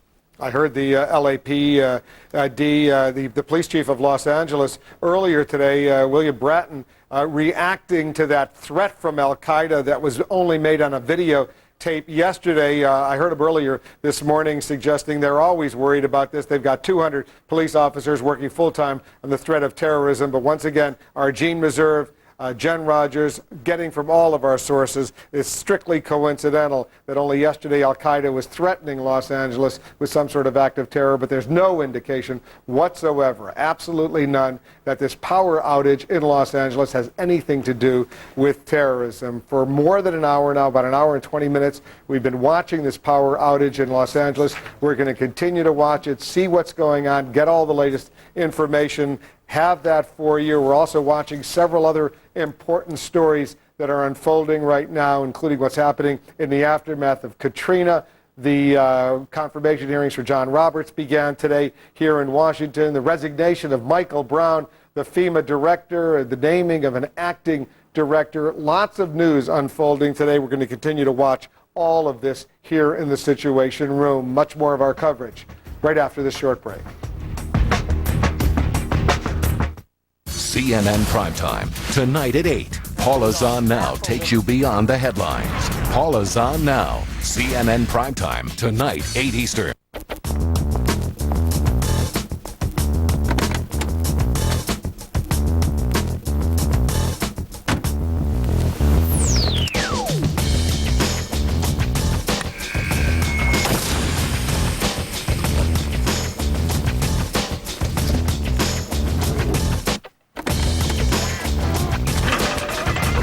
You wish you could do in real life. Now you can do at VX.com. Roadmap to the automotive world. I'm not what you would call a do-it-yourselfer. Like that time with my new HD TV. Thankfully, to get high-def programming from Comcast, I didn't have to install anything myself. One call and they did the rest. Now I get all these great HD channels, HD TV on demand, even an HD DVR, all without buying any expensive equipment. They really saved me from myself. That's HD made easy. Comcast. Get an exclusive rebate from Comcast when you buy a Panasonic HD TV from Comcast.Panasonic.com. Dr. Phil takes your calls on coping with Hurricane Katrina's aftermath. Larry King's CNN Tonight. All design begins with a single line. A line that challenges. A line that creates power or control. Or size. At Infinity, a line has been drawn.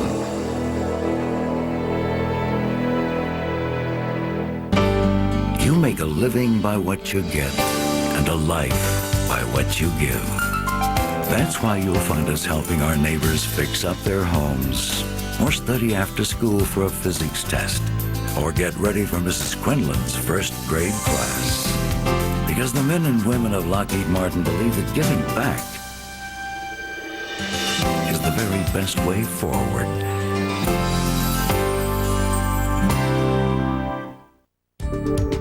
If you're a homeowner with an adjustable rate mortgage, what happens to your monthly payment if the rates go up again?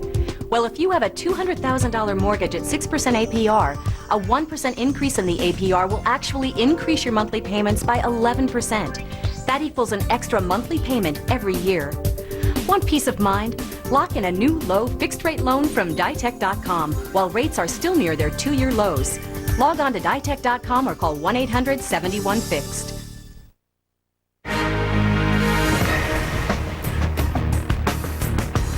It's been about an hour and 20 minutes or so since a big portion of Los Angeles and the surrounding communities have lost power under strange circumstances. We don't know precisely what happened. We do know that authorities in Los Angeles, here in Washington, are insisting, in fact, it has nothing to do with terrorism or anything. We do know that big portions of Los Angeles at this moment still remain without power. We're watching this situation. We've been watching it closely for about an hour and 25 minutes right now. CNN's Jen Rogers is helping us. She's in our Los Angeles bureau where we do have power fully restored. Is that right, Jen?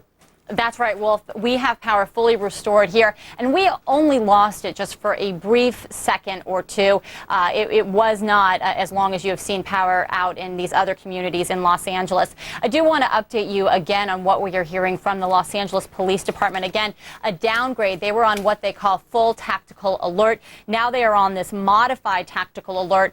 They have not activated the Emergency Operations Center here in Los Angeles, and what this means is basically they have their officers that are on duty, and what they are doing is helping out the Department of Transportation because the real crunch is coming with the traffic. And these officers now, they say, will be releasable at the discretion of their watch commanders. So nobody really going home until this problem is solved.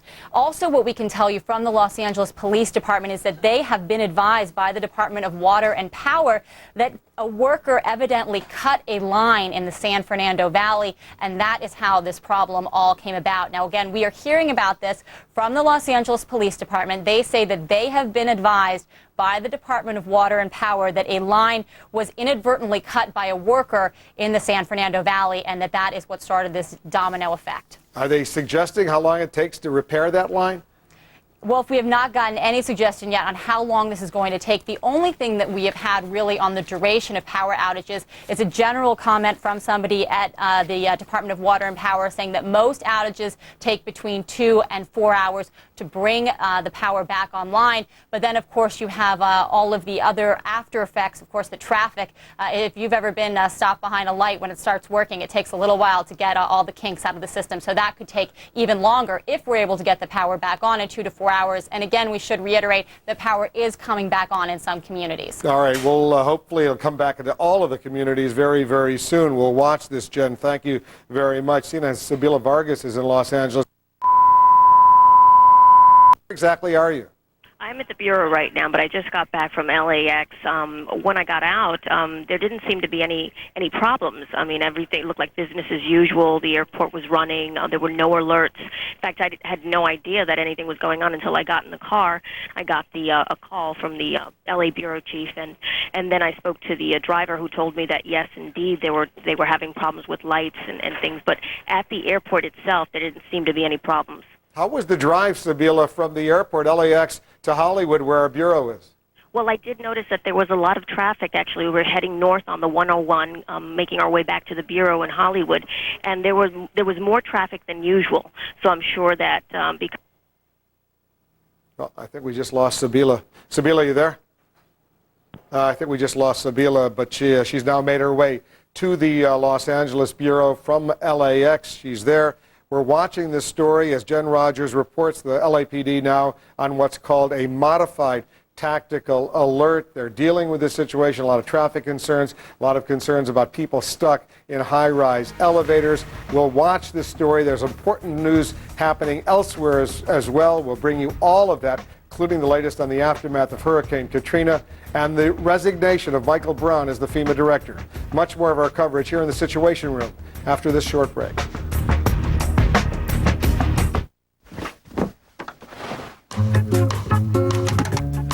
When so many little things go wrong, it's good to know some of the big things won't. The nice thing about the HP Pavilion notebook with Intel Centrino mobile technology isn't just its price. It's the peace of mind you get for the price. Like a warranty that's longer than most. Support with industry-leading response time. And tech help that actually helps. Get a computer and a company you can count on. Call by September 17th to get an HP Pavilion notebook with Intel Centrino mobile technology, just $899. Order now and get a free second battery and free shipping. Or ask about other notebooks with Intel processors starting at $529 after rebates. Too bad everything isn't backed with this much support. HP Pavilion notebooks. Brilliantly simple. Lots of Wi-Fi users work in coffee shops, which aren't always the best places to work. Wouldn't it be great to work wherever you wanted instead of only in hotspots? Now you can with Verizon Wireless Broadband Access. Wi-Fi only works in limited locations, while Broadband Access is the nation's largest, fastest, wide-area wireless broadband network and is expanding coast to coast. Now get unlimited access at a great price, so you won't get stuck in a not-so-hot spot. Verizon Wireless, we never stop working for you.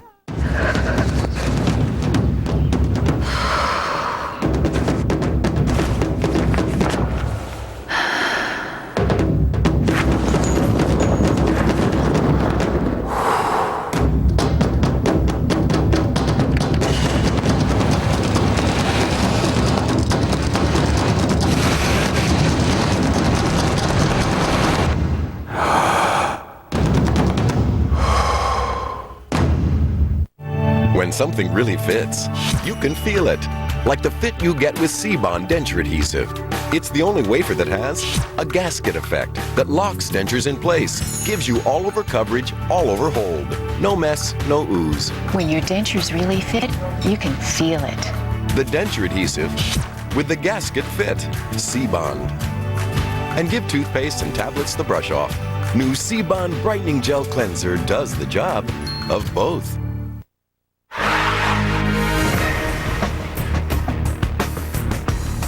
It's been about 90 minutes since they lost power in a major portion of Los Angeles and the surrounding communities, although we are now being told that power is being restored slowly but surely. Unclear the source of what happened. One indication, according to our Jen Rogers, that one power worker inadvertently cut a line which caused a chain reaction, causing this blackout in parts of Los Angeles. It's slowly but surely going to be repaired. No indication whatsoever of any terrorist-related activity, despite an al-Qaeda video that came out only yesterday. Coincidentally, we're told by sources here in Washington as well as in Los Angeles, threatening Los Angeles with some sort of terror attack, as well as Melbourne, Australia. No indication of that whatsoever. We'll continue to watch what's happening in Los Angeles, but this has been a day of a lot of news happening, including more fallout involving the aftermath of Hurricane Katrina. The mission along the Gulf Coast is critical. The situation rapidly changing. Here are some of the latest developments in the hurricane disaster. There's a new death toll out right now, even as crews continue to recover the bodies of victims. As of right now, officials say at least 426 people have been killed. And although that number will rise, some are now downplaying earlier estimates predicting thousands of people dead. 41 pumps are now working around the clock in New Orleans to push the floodwaters out of that city. And while there's visible progress, 40% of the city remains, at this point, underwater. That's a lot better than the 80% of only a few days ago. President Bush paid his third visit to the disaster zone today. He saw the damage to New Orleans up close for the first time. He was on the ground in New Orleans today for the first time, riding in the back of a military truck. Let's take a look at the situation in certain states right now that we're following. 45 bodies have been found at one abandoned hospital in New Orleans a week after the floodwaters had surrounded it. According to FEMA, at least 5 hospitals are up and running in New Orleans with 500 beds available. In nearby Texas, more than 4,600 evacuees are waiting to be placed in the 4 main shelters in the Houston area. And over in Mississippi, the St. James Catholic Elementary School became the first school in the disaster zone to reopen, and the state says electricity has now been restored to 169,000 customers. He was the lightning rod for criticism of the federal government's response to Hurricane Katrina. And now, 3 days after he was removed from on-scene command of the relief operation, the FEMA director, Michael Brown, has resigned. The news came as President Bush was wrapping up a tour of the disaster zone. Let's go live to CNN's White House correspondent, Suzanne Malveaux. She's following the story for us and has more information. Suzanne? Well, Wolf, we just got some new information, of course, coming off of Air Force One, a pull report essentially saying Scott McClellan, the press secretary, coming back to the plane reporters saying that the president appreciates Mike Brown's service.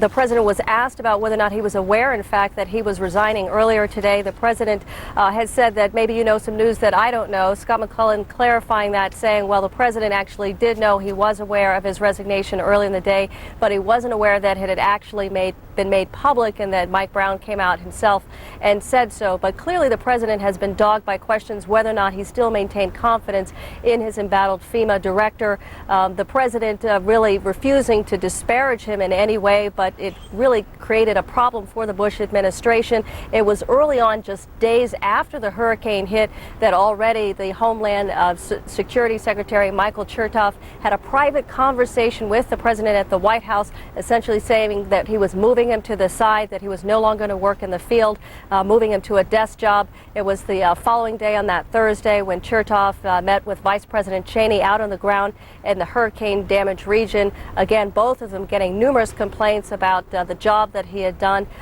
pretty much considered a failure in some ways from some administration officials, and they have already decided to name the designate to replace him, wasting no time at all. That designate being David Paulson of Florida, the acting Undersecretary for Emergency Preparedness and Response. He is the current head of U.S. Fire Administration at FEMA. Now, just to give you a sense of how things have changed and how they've evolved so quickly, let's take a listen. This was President Bush the Friday, just a couple days, 3 or 4 days after the hurricane struck, and then, of course, Chertoff following up with that demotion.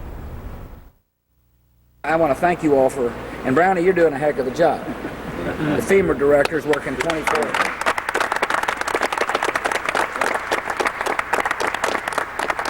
They're working 24 hours a day. I have directed Mike Brown to return to administering FEMA nationally, and I have appointed Vice Admiral Thad Allen of the Coast Guard as the principal federal official overseeing the Hurricane Katrina response and recovery effort in the field. I have not talked to Michael Brown or Mike Chertoff. That's who I'd talked to. As you know, I've been working. And when I get on Air Force One, I will call back to Washington, but I've been on the move. Our understanding is that he has resigned. I haven't. Would that be appropriate? I haven't talked to Mike Chertoff yet, and that's what I intend to do when I get on the plane. You probably, maybe you know something I don't know, but. Well, the president has talked to Michael Chertoff since then, since that exchange with our own Dana Bash there on the ground. The president returning to the White House imminently, and of course they have wasted no time in actually filling in that position, at least temporarily, to make sure that there is no lull or lack of leadership there. But Wolf, clearly the administration has had a tough time with this one, a great deal of criticism in their handling of this effort. They certainly hope that by allowing this to move forward, that they can put some of that aside, and at least some of the latest polls showing that perhaps they have turned the corner. Wolf? Suzanne, very briefly, any indication the president actually spoke on the phone with Michael Brown? We don't know whether or not he's actually had a conversation with Mike Brown. We do know that earlier today, at least the letter of resignation got in the president's hands, that he was very much aware of all of this early afternoon or so, much more so before he was actually asked that question. We don't know if they had a private conversation today, but we do know that that letter was in his hand. Suzanne Malveaux at the White House, thanks very much. Let me read to our viewers the written statement that was released by Michael Brown. Today I resigned as director of the Federal Emergency Management Agency. As I told the president, it is important that I leave now to avoid further distraction from the ongoing mission of FEMA. Brown praises what he calls the hardworking men and women of FEMA, and then he adds this, quote, There is no other government agency that reaches people in a more direct way. It has been the best job in the world to help Americans in their darkest hours. That statement released just a little while ago from Michael Brown. President Bush got a closer look at the devastation in Louisiana and Mississippi today, and for the first time he actually entered New Orleans on the ground, riding in a military truck through the hard-hit areas of the city, occasionally ducking to avoid low-hanging branches and wires. At various points, the president spoke about relief efforts, and he also spoke about the issue in response to a question about race, about the heavily criticized response to the storm, and about the deployment of troops at home and abroad. Here's a sampling of Mr. Bush's remarks. The storm didn't discriminate, and neither will the recovery effort. When those Coast Guard choppers, many of whom were first on the scene, were pulling people off roofs, they didn't check the color of a person's skin. They wanted to save lives. Where were you when you realized the severity of the storm? I knew a big storm was coming on Monday. That's why I spoke to the country on Monday morning about it. I said, there's a big storm coming. I had pre-signed emergency declarations in anticipation of a big storm coming. Mr. President, which is, by the way, extraordinary. On most emergencies, the president signs after the storm has hit. I think it's very important for Congress to take a good, close look at what went on, what didn't go on, and come up with a series of recommendations. And my attitude is that we need to learn everything we possibly can. It is preposterous to claim that the engagement in Iraq meant there weren't enough troops here. Just pure and simple. Unclear what the president meant when he said that he spoke to the nation as the storm was coming on Monday, since the storm hit early Monday morning, came ashore early Monday morning. We'll get some clarification from the White House on that, what the president was specifically referring to. There were actually traffic jams heading into New Orleans today, by the way. Business owners were among those allowed back to try to retrieve some vital records. As New Orleans begins a massive cleanup, let's go live to the city of New Orleans. CNN's Sean Caleb's is standing by. Sean, it looks where you are. It looks like a lovely part of the city. It looks pretty clean over there. Indeed. We're on the edge of the French Quarter here on Decatur Street, and actually President Bush drove right by this street. I was right down there when he came by early this morning, and certainly by design here in the quarter. It is actually above ground, so flooding not a huge problem here, and employees with the Bureau of Indian Affairs and Coast Guard have been able to clean up historic Jackson Park, which you see behind me, in about 24 hours. They've done amazing work. And we've also seen a number of troops and police officers from all over the country. One of their most important jobs, many are going door to door. You talked about the flooding still being a big problem throughout much of the city, between 40 and 50%. Their job to look for survivors and also victims, and they place various markings on the house if indeed they find victims. We can tell you, Wolf, you asked me a couple of hours ago about the death toll here in this state. It is now at 279, including 45 victims who were found yesterday in Memorial Hospital here in the city as well. So certainly work continues. The city is taking baby steps toward a return to normalcy, but always a sobering reminder of just how punishing this storm was. Wolf? Sean Caleb's reporting for us from New Orleans. Sean, thank you very much. As authorities work to bring security and stability back to New Orleans, a bus station has been turned into, get this, a jail. CNN's Ed Lavandera is on the scene for us. What's going on, Ed? Well, you know, in the days after Hurricane Katrina struck here in New Orleans, and chaos and looting was rampant here in the city jail had been flooded. So all those officers picking up people on the streets and all of the mayhem had nowhere to take any of these people, and it found a small group of men here in New Orleans to find a place. They searched exhaustively around the city and found that the bus/train station would be the best place to have it. And it's an amazing feat of ingenuity. In 24 hours, this city had a jail up and running again. Wolf? If you're a photographer, could pan a little bit. I'm curious to see what we see behind you, what part of the city you're in. We're right on Canal Street. If you want to look across the street here, we're just across the street from Harrah's Casino, for those of you who've been in here in the downtown area, and just a couple of blocks away from Bourbon, where you can see the facade of the building there. The bricks have just come cascading down to the ground, and it's something that you see quite a bit. Many parts of downtown New Orleans were spared much of the intense flooding, that sort of thing, but you do find a lot of the brick buildings like this that experienced that kind of damage. Ed Lavandera is on the scene for us in New Orleans. Thanks, Ed, very much. We're going to continue to watch what's happening in Los Angeles right now. If you've been watching CNN for the past hour and a half plus, you know there's a power outage in a big part of the city. We'll continue to watch what's happening. We got some new information coming in. We'll go to Los Angeles after a quick break. We'll also watch other stories, including this. Separated by Katrina. We'll have the very latest success stories of children that have been reunited with their families. Brian Todd standing by with that. And the next threat, an update on the storm called Ophelia. Where is Ophelia right now? Who could be in its path? We'll be in the Situation Room when you come back.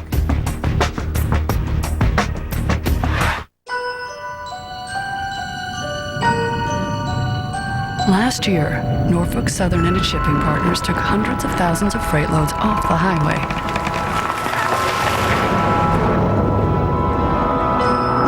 In fact, they've invested millions to convert even more traffic in the coming years. So it's easy to see how the economy won't be the only thing that benefits. Norfolk Southern, the future of transportation. They say he's a newsman on a mission. He gives both sides a fair shot. These days, who can you trust? Lou Dobbs tonight. CNN tonight, 6 Eastern.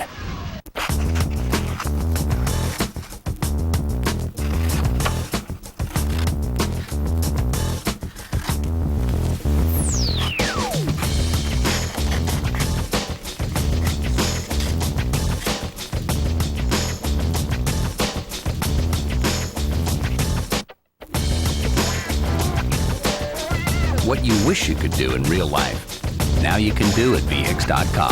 Roadmap to the automotive world. Ba ba black sheep, have you any E? Yes sir, first it's free. They push it on his buddy, they push it every day. They push it on the little boy who lives down the way. Ba ba black sheep, have you any E? Yes sir, first it's free. Do you know what your kids know about drugs? Need help? Get help. Visit our website at drugfree.org. Shopping for a new home? Did you know that in the time it takes you to drive to just one house, you could visit 100 without leaving your home?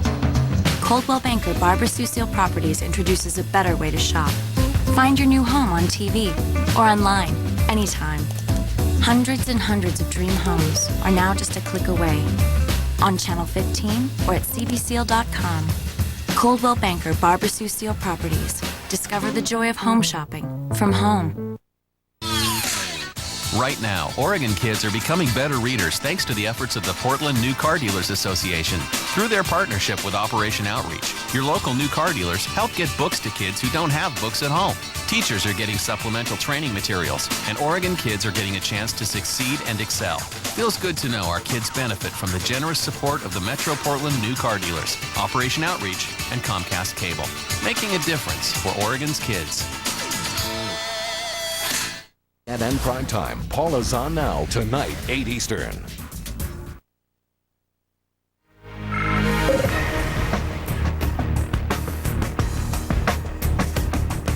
Welcome back to the Situation Room. Want to update you on the power outage in Los Angeles just before 1 p.m. Pacific time, just before 4 p.m. here on the East Coast, nearly 2 hours ago. Power outage in a major portion of Los Angeles, causing widespread traffic problems. A lot of people stuck in high-rise elevators. Let's bring in Carol Tucker from the Los Angeles Department of Water and Power for an update. What do we know, Carol, about the situation right now?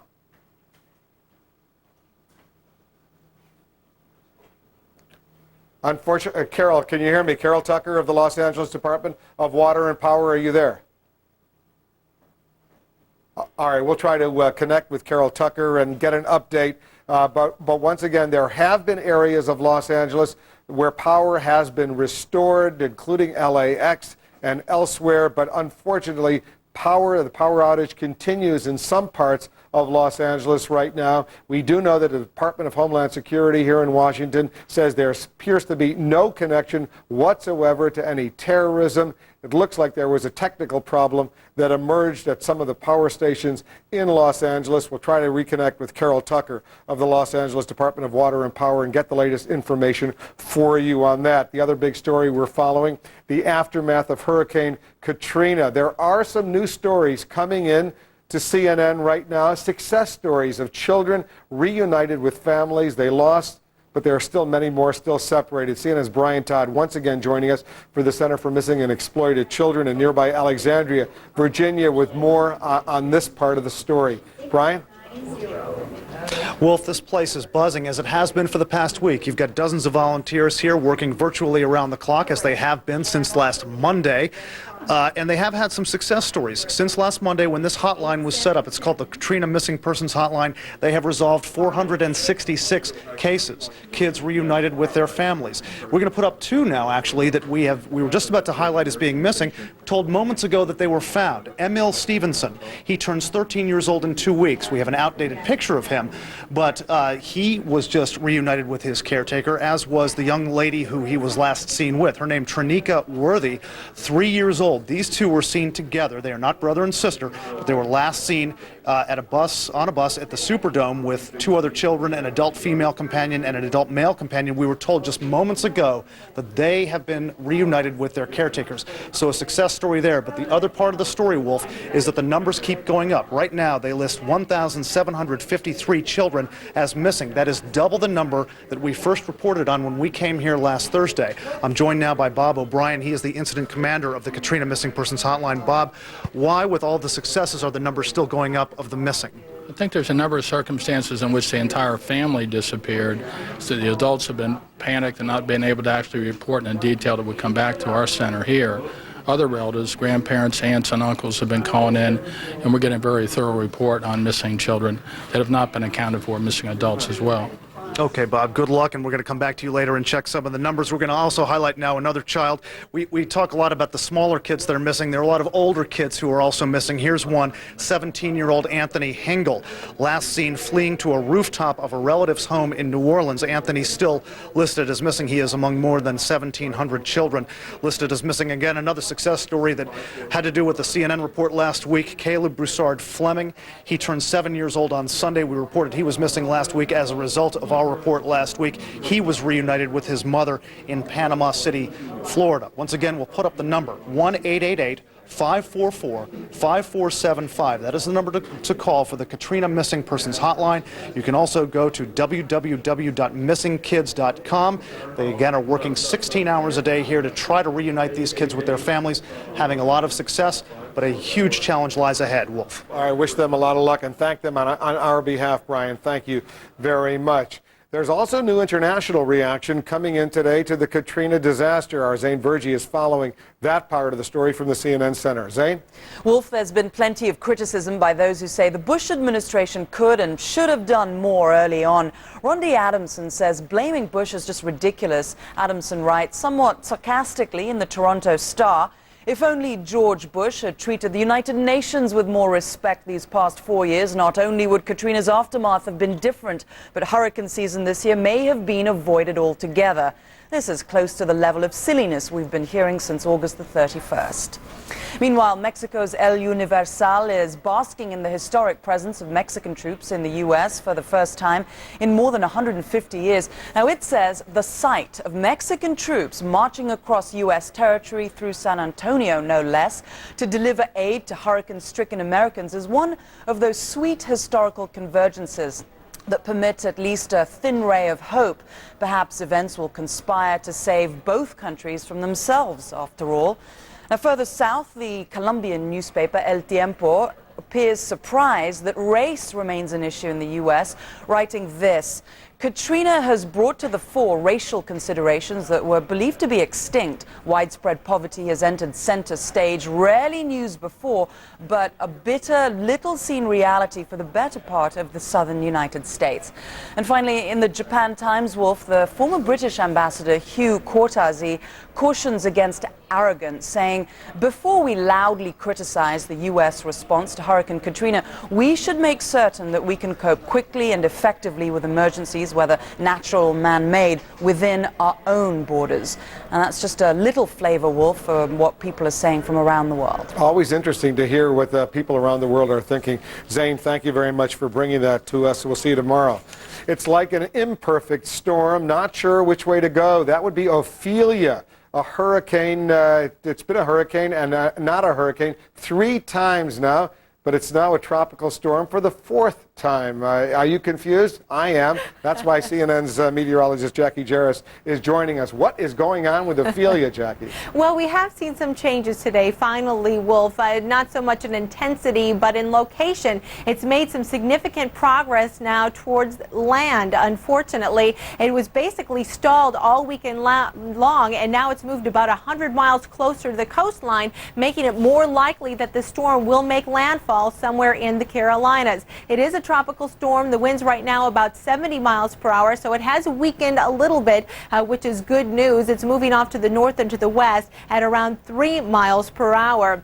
There are tropical storm warnings and hurricane watches that have been posted from Edisto Beach extending on up towards Cape Lookout. That means tropical storm conditions are possible within 24 hours. Now, there are some of the outer bands which have been kind of brushing the coastal areas throughout today, and some of the wind speeds have been starting to pick up as well. We're starting to get some common reports of wind gusts anywhere between 25 and 35 miles per hour, but sustained winds, there you can see them in Savannah, still 11 miles per hour, up into the 20s for you in Charleston, and up towards Wilmington we've been seeing gusts around 30-35 miles per hour. Forecast track now is taking that turn on up to the north. Until that happens, we won't have an exact idea of exactly where the storm is going to be making landfall. Right now our best estimate is somewhere along the southeastern coast here of North Carolina. Still can't rule out South Carolina completely, and still can't totally rule out missing land altogether, but the likelihood now does appear like North Carolina is going to be the bullet, and that will probably happen on Wednesday,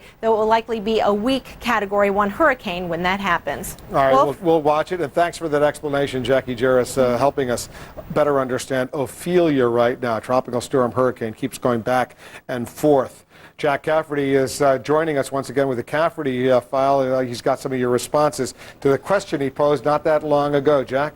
It seems like yesterday, Wolf, since the roar of criticism over Hurricane Katrina in the last week or so, the administration has gone into damage control mode. In the meantime, a new CNN USA Today Gallup poll shows that President Bush's approval rating is actually higher than in many of the other polls taken over the last week. Our question this hour, actually it's from last hour, is the administration's damage control working? Libby in Burnsville, Minnesota writes, damage control is not working quite yet. They haven't figured out whom to smear. Give them time. They'll find a veteran who can be swift-boated. Gary in San Marcos, Texas, of course it's working. As people see all the facts about the bungled response, including state and local governments, I foresee the Democrats in Louisiana losing big in the next election. Beverly in Las Vegas, Nevada, absolutely not with me. It's affirming what his entire tenure has shown, that he is incompetent, his administration's incompetent, and that he's inextricably tied to his base, the haves and the have-mores. Alex in Waynesburg, Pennsylvania, if you have an average approval rating of 42%, not much is working at all. And finally, Maya writes this, I know it pains you enormously to learn that the president's numbers are up.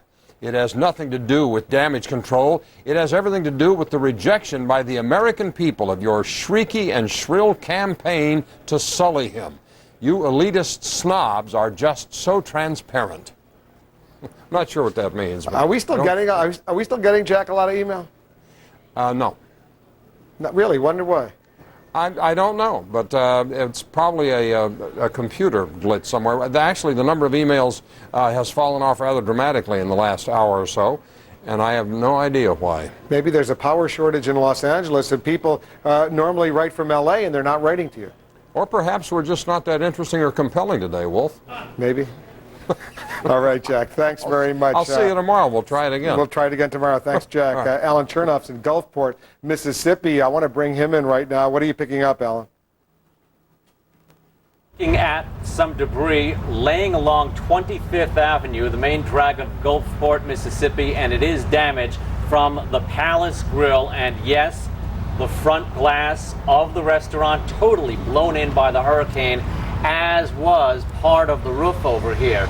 So the restaurant suffered some severe damage. It's been here for 28 years. And we have Kelly Hawkins with us. Her family owns the restaurant. Yes. Kelly, right now you've done an incredible job. I know your family's been cleaning for the past couple of weeks. What did it look like right after the hurricane? Alan, you wouldn't believe what it looked like. We walked in and my first reaction was, we're never going to open. There was just piles of debris on the floor. You couldn't see the floor, little water in the floor from the rain, piles of debris on the tables, and I thought, I've got to look for another job. At the same time, almost amazingly, some of the things on the wall, such as your dad's fishing lures, the snapper he caught, the flounder over there, they still are on the wall. That's exactly where they were before the storm? Exactly. It's like Katrina knew not to mess with those items. Those are prized possessions of my dad, Don Parks, and didn't mess with them. I mean, you would be amazed at some of the heavy things that she blew down, and then some of the small items, the tokens that were remaining on the wall. Well, Mother Nature has some respect. Our anchor, Wolf Blitzer, has some questions for you, too. Wolf? Sure. Actually, I can't right now because we're out of time, Ellen, but thank her very much for joining us. We got to check the situation online. CNN's Jackie Schechner is standing by for that. Tons of reaction to what's going on, Jackie. There is plenty online, but we wanted to point out something interesting for you. In the wake of Michael Brown's resignation, the White House has appointed David Paulson as his follow-up on the ground.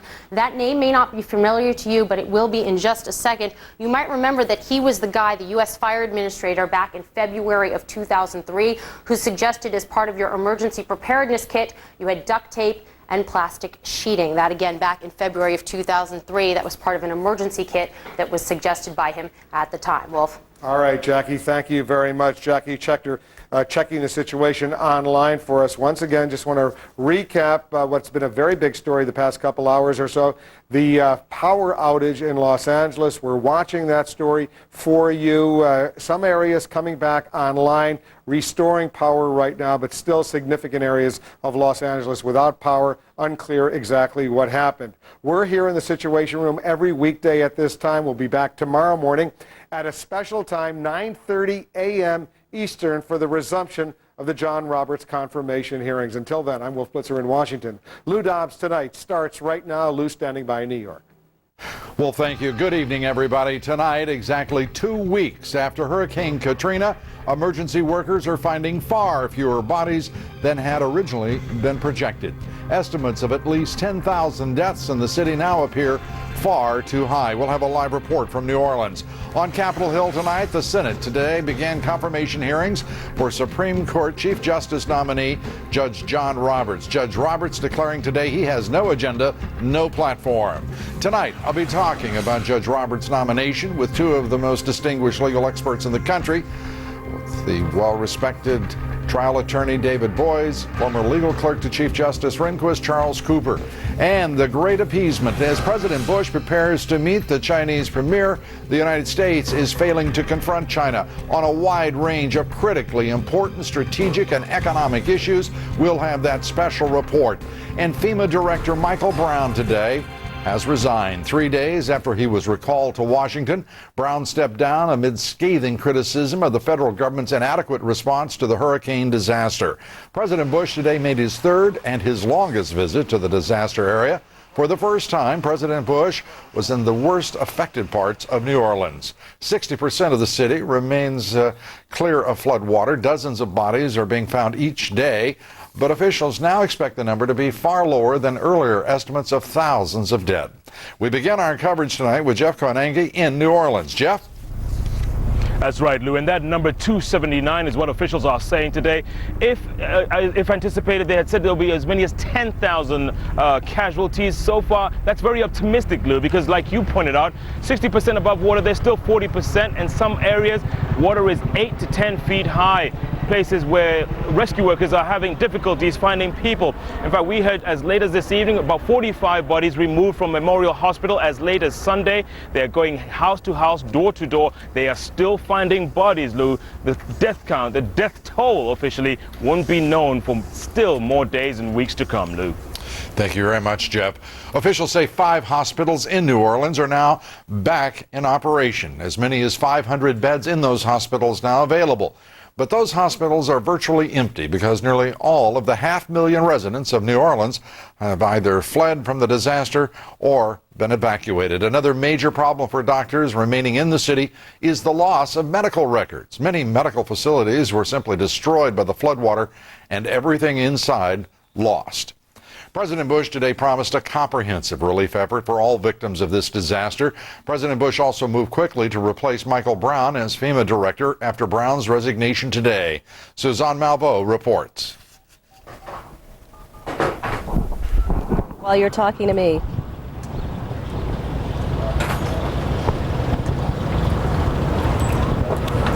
Lou, President Bush, of course, was dogged during his trip. The question about Mike Brown, whether or not he still had confidence in his FEMA director, well, the president no longer has to answer that particular question. That is because, of course, Mike Brown has resigned. He did so even before the president came back here to Washington.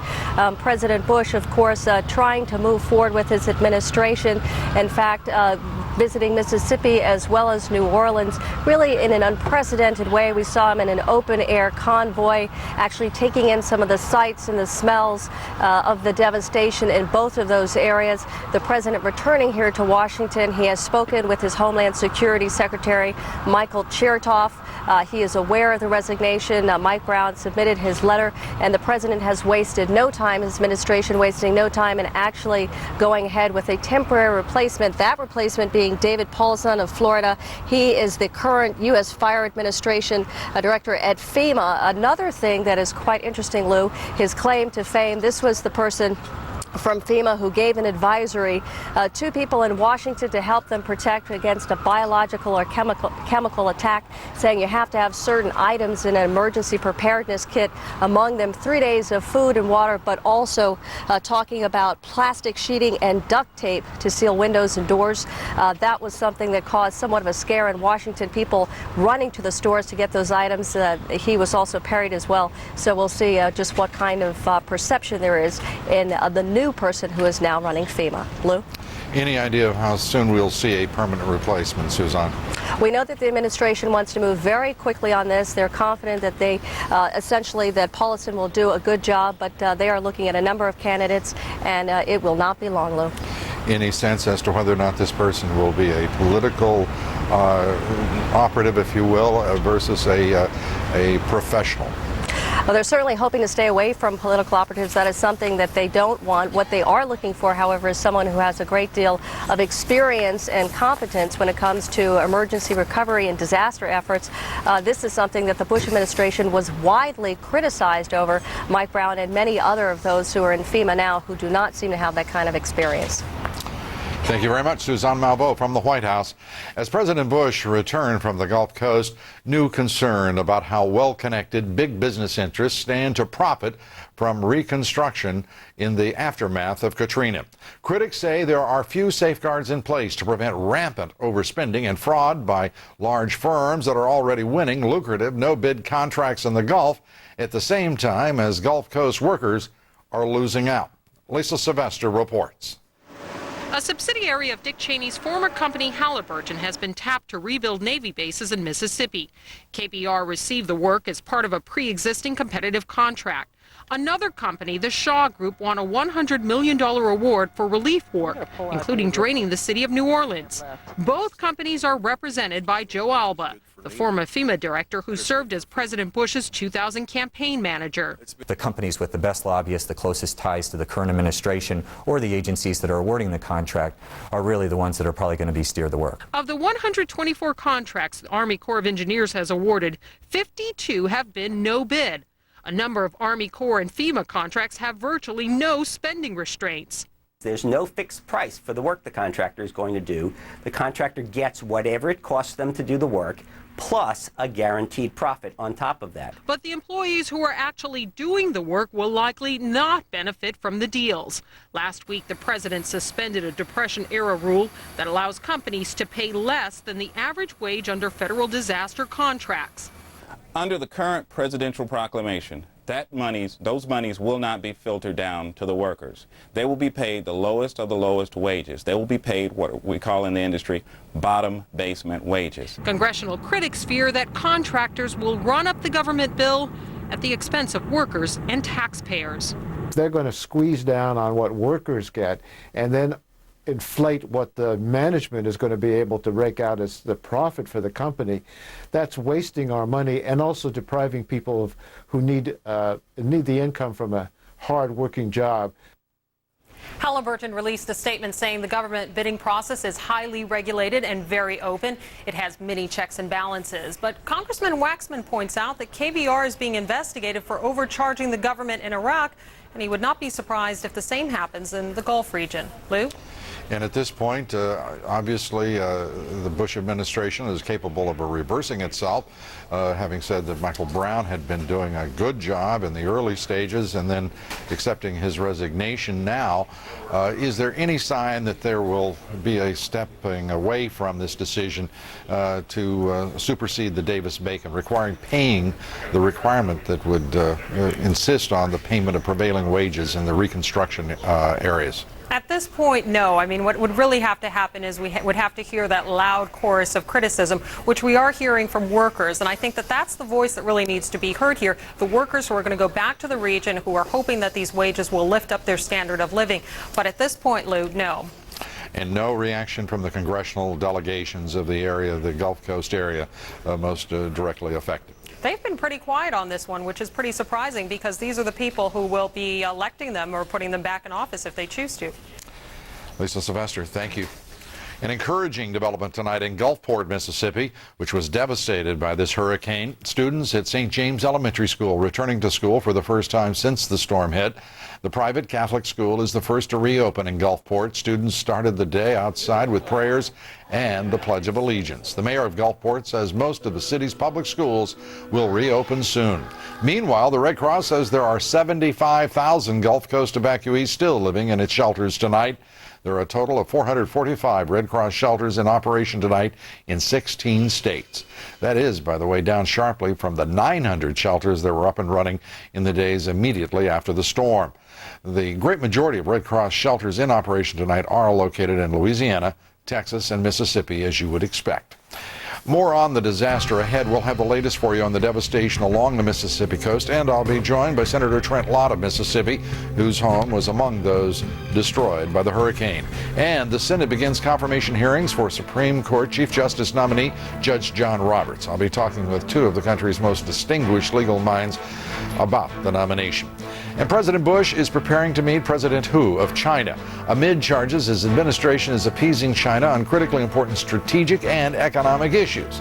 Is this the grand appeasement? We'll have a special report for you next. Sharp multifunction products transform the office by adding enhanced color to your documents. Then Sharp technology doubled your productivity by scanning two-sided documents in a single pass. Now Sharp's Data Security Kit is transforming the office again by preventing unauthorized access to information while keeping sensitive digital documents from falling into the wrong hands. The Sharp Digital Imager Series, all the productivity you want, all the document security you need. The Oracle Grid, a group of low-cost servers connected by Oracle software. Now, if a server fails, the grid just keeps running. The Oracle Grid runs faster, costs less, and never breaks.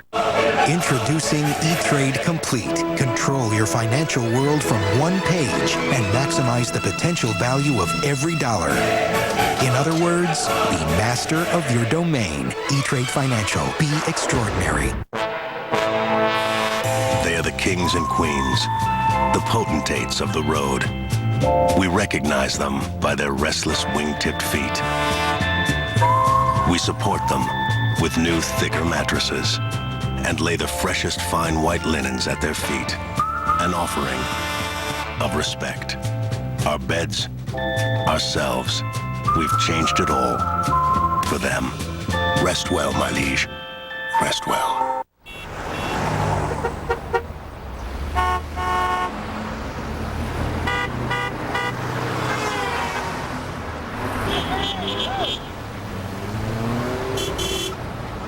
People who get loans shouldn't be taken advantage of. That's why eLoan has consultants who don't make money based on the rate of the loan, offer you low rates, and treat you fairly. Those are just some of the revolutionary ways we're changing the lending industry. eLoan. Radically simple. The aftermath of Katrina. The Roberts confirmation hearings. Tomorrow, starting at 9:30 Eastern.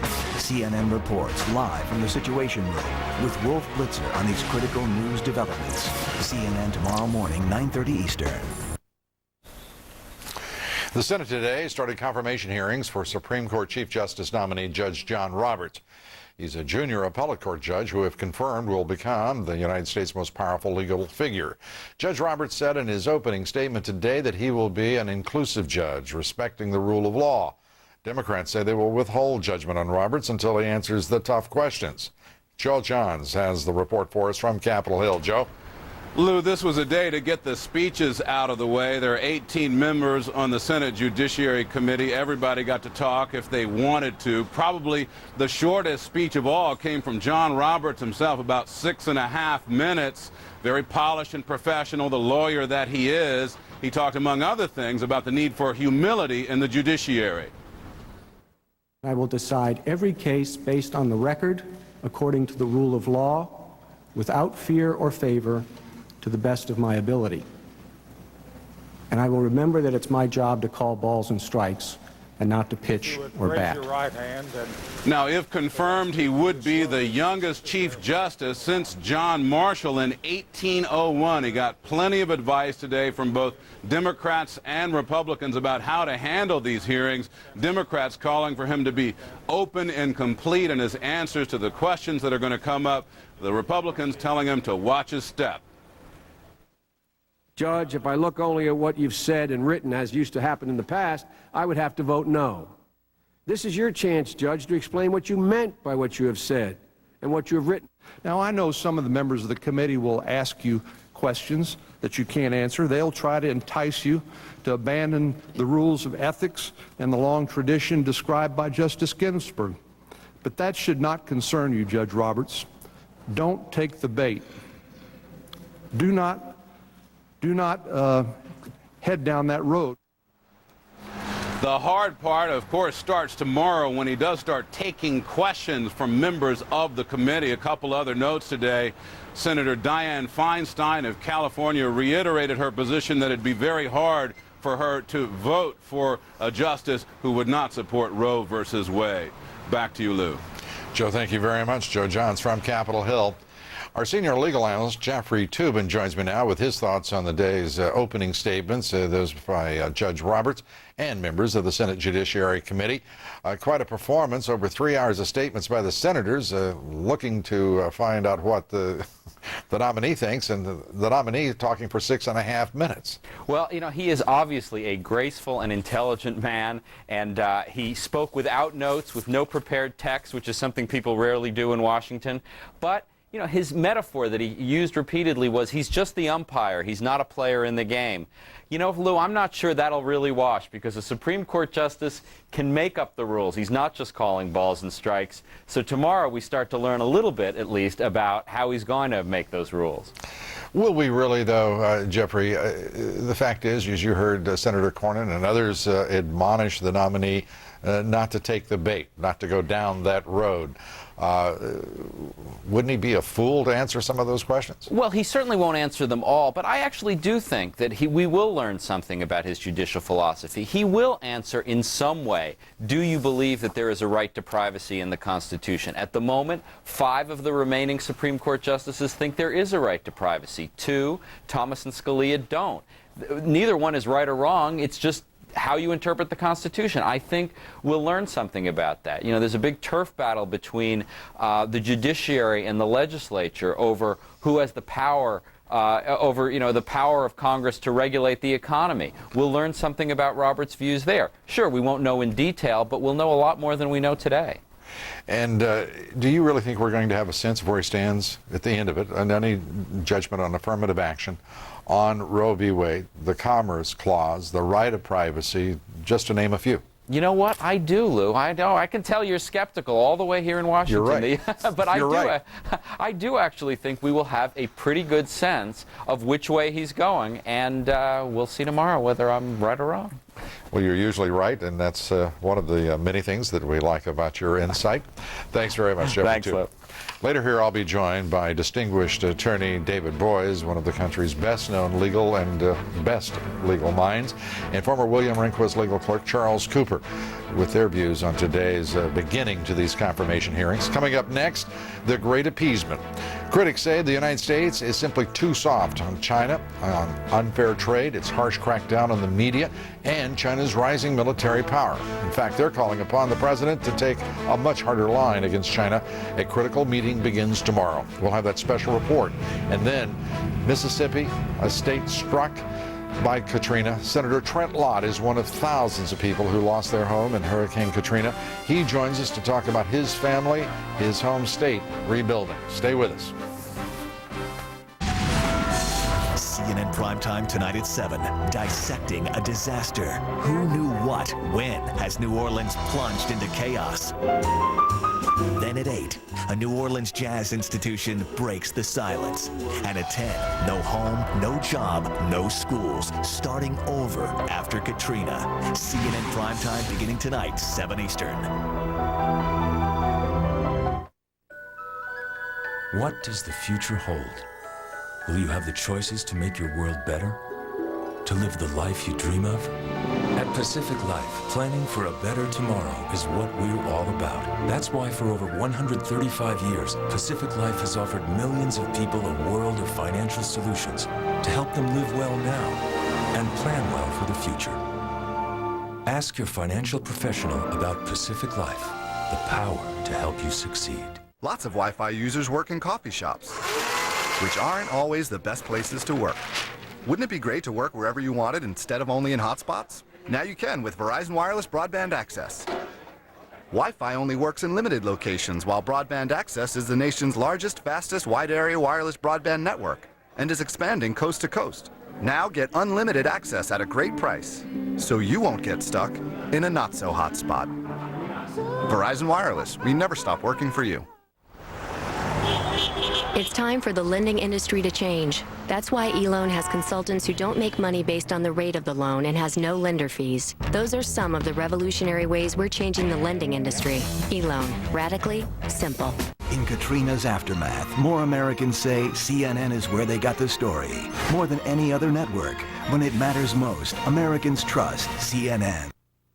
Let Empire Glass replace your cracked windshield, and we'll give you 24 free dinners to Sherry's Restaurants, where you'll enjoy great food and delicious pies all day, every day. And we offer free mobile service to your home or office. So for the highest quality windshields and 24 free dinners to Sherry's, call Empire Glass today at 503-251-9881. And remember, when you think glass, think Empire.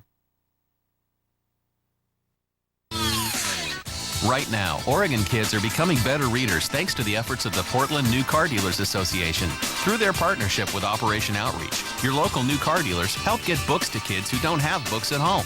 Teachers are getting supplemental training materials, and Oregon kids are getting a chance to succeed and excel. Feels good to know our kids benefit from the generous support of the Metro Portland New Car Dealers, Operation Outreach, and Comcast Cable, making a difference for Oregon's kids.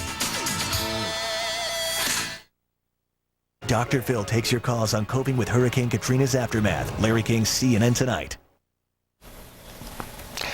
This week, President Bush will step away briefly from the hurricane relief effort to meet with President Hu of China in New York. Tomorrow's meeting between the two leaders comes at a critically important juncture in U.S.-China relations. The Bush administration is facing escalating criticism for what some call its appeasement of China on a wide range of military, economic, strategic, and political issues. Kitty Pilgrim reports. President Bush has met China's President Hu Jintao before, and this time, few expect anything different, saying President Bush is not likely to call out China on its behavior. The administration has what they were calling a constructive, a candid, and a cooperative relationship with China, but obviously our interests are not always the same with China. China, I would even say that China is no longer a rising power, but it's actually a risen power. And our interests are not always in sync with the Chinese. In fact, China's actions have been at odds with U.S. interests. Specifically, China this year passed a law that authorizes the use of force against Taiwan. China's military buildup continues without stop, the third largest defense budget in the world, with double-digit increases over the last decade. In trade, Chinese piracy of U.S. intellectual property continues. China has closed its market to Western media distribution in recent months. And China's aggressive bid for strategic energy resources prompted deals with such countries as Sudan, Iran, Venezuela. And China's bid for a U.S. oil company was met with fierce debate in Congress. Human rights in China are still abysmal, yet experts point out there is reluctance to speak out aggressively on many of these issues because of the U.S. trade deficit with China. The administration wants continued cooperation from China, and so I think that's going to be cooperative and conciliatory. So I don't expect fireworks in these discussions. Unfortunately, we're kind of on life support from the Central Bank of China. We need $2 billion a day of financing from China every day to finance our trade deficit. And therefore, it's sometimes hard to be really tough with your banker. Now, experts say another reason why the rhetoric may stay mild is the Bush administration still hopes for Chinese help in the North Korea talks, which are beginning again in Beijing. So despite the friction on other issues, experts say the discussion between the U.S. and China is expected to stay very polite and diplomatic. Lou. Uneventful, unhelpful.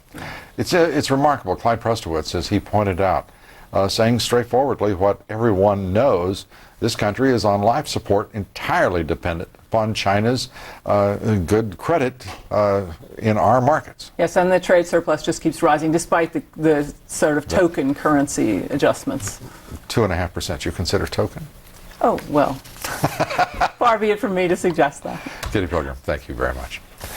A new spying scandal in this country tonight. An FBI intelligence analyst has been charged with passing classified information to current and former officials in the Filipino government.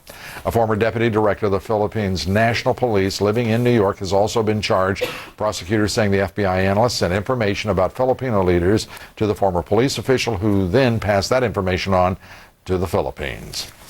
Coming up next, I'll be talking with noted trial attorney, one of the most distinguished legal minds in the country, David Boies. We'll be talking about these confirmation hearings for a Chief Justice of the United States, the first in nearly 2 decades, in fact. And ahead, Senator Trent Lott is demanding more federal help for thousands of his constituents who lost everything in the hurricane. He is our guest here next. And then assault on the middle class. Gasoline prices, home heating oil prices, electricity prices, all rising. Now the Treasury Department has come up with an idea. It wants to raise credit card charges for millions of Americans. We'll have that special report next. Stay with us. You are so beautiful. If you haven't already switched channels, you're obviously not the ordinary trader, and this is obviously not the ordinary trading platform. Power E-Trade Pro has been radically upgraded and is now just $6.99 to $9.99 per trade. So be in love. At E-Trade Financial, we keep challenging the ordinary to help investors be extraordinary. You go first. You go. Nope. You first. No. After you. Well, actually, I insist. Don't be afraid. This Listerine is less intense. Ladies first. Age before beauty. You want to fight plaque, gingivitis, and bad breath. So get over your fears. Let's see what you're made of. Excuse me. Just try Natural Citrus Listerine. All of Listerine's germ-killing power. But less intense. You guys should really grow up. Natural Citrus Listerine. You can handle it. Germs can't. There is a gap. The world doesn't produce enough energy today to meet tomorrow's needs. Natural gas is an answer, and ConocoPhillips is taking action. creating a new facility to deliver new supply. It's the first of its kind built in decades, and it's just in time. So don't worry. You can always count on us to elevate.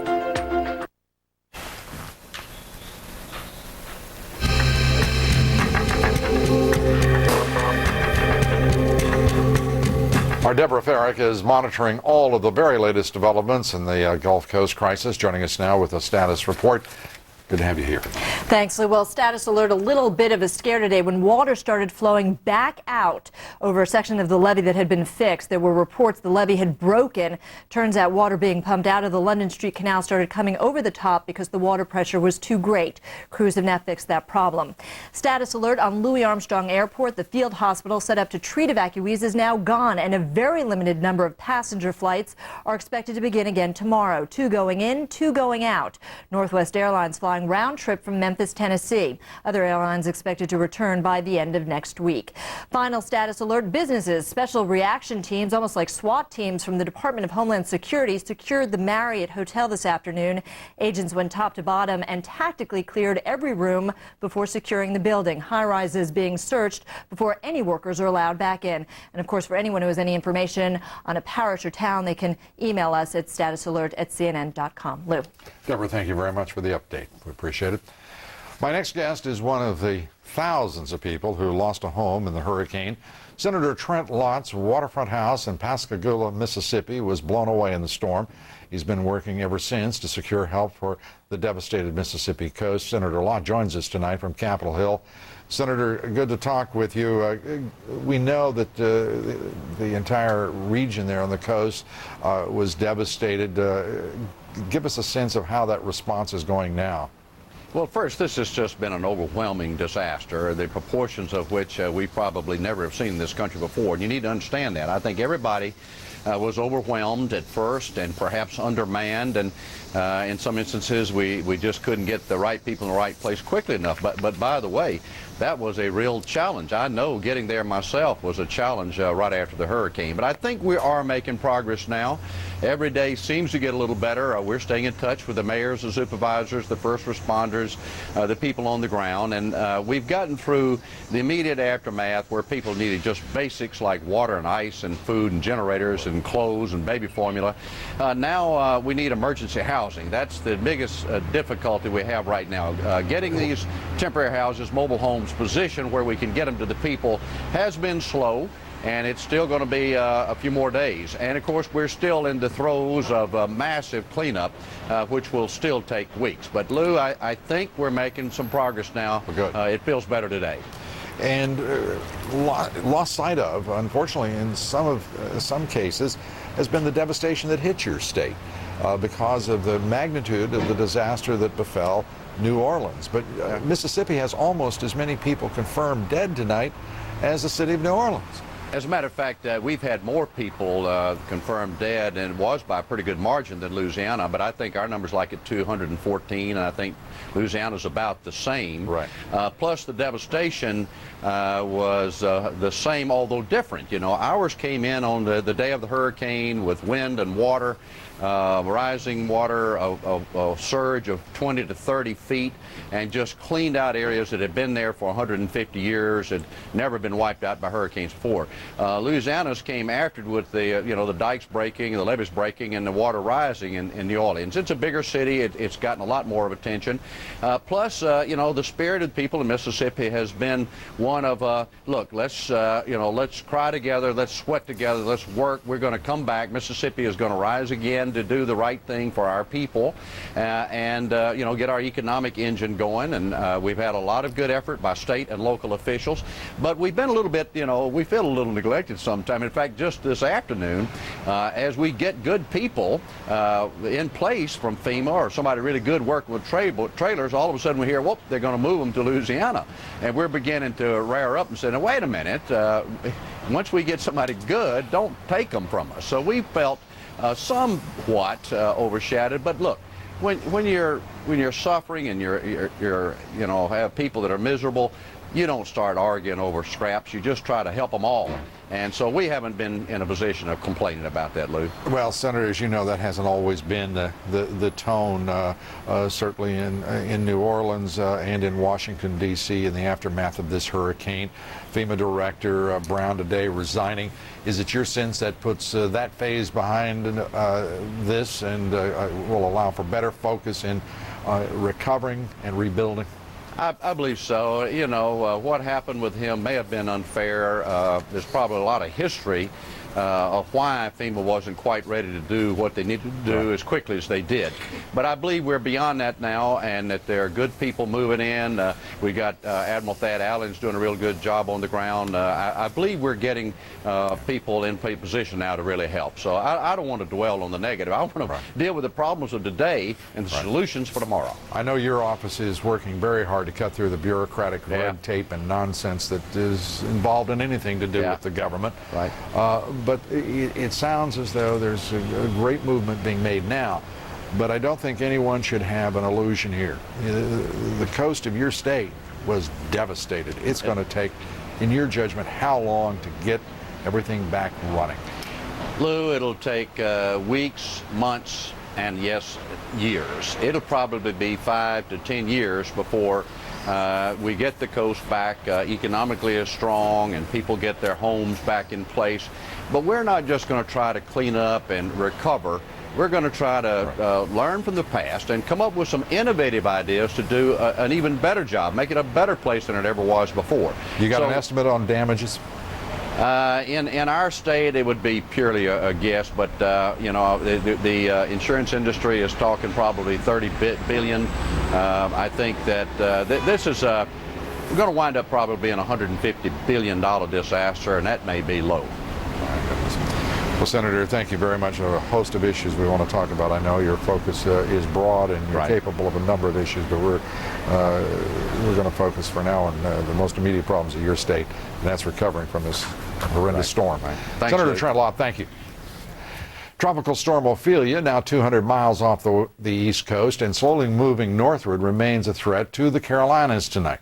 But forecasters are still uncertain when or even whether Ophelia will make landfall. Ophelia weakened from a Category 1 hurricane into a tropical storm earlier today, but it could regain hurricane strength, and we're told that might happen even soon.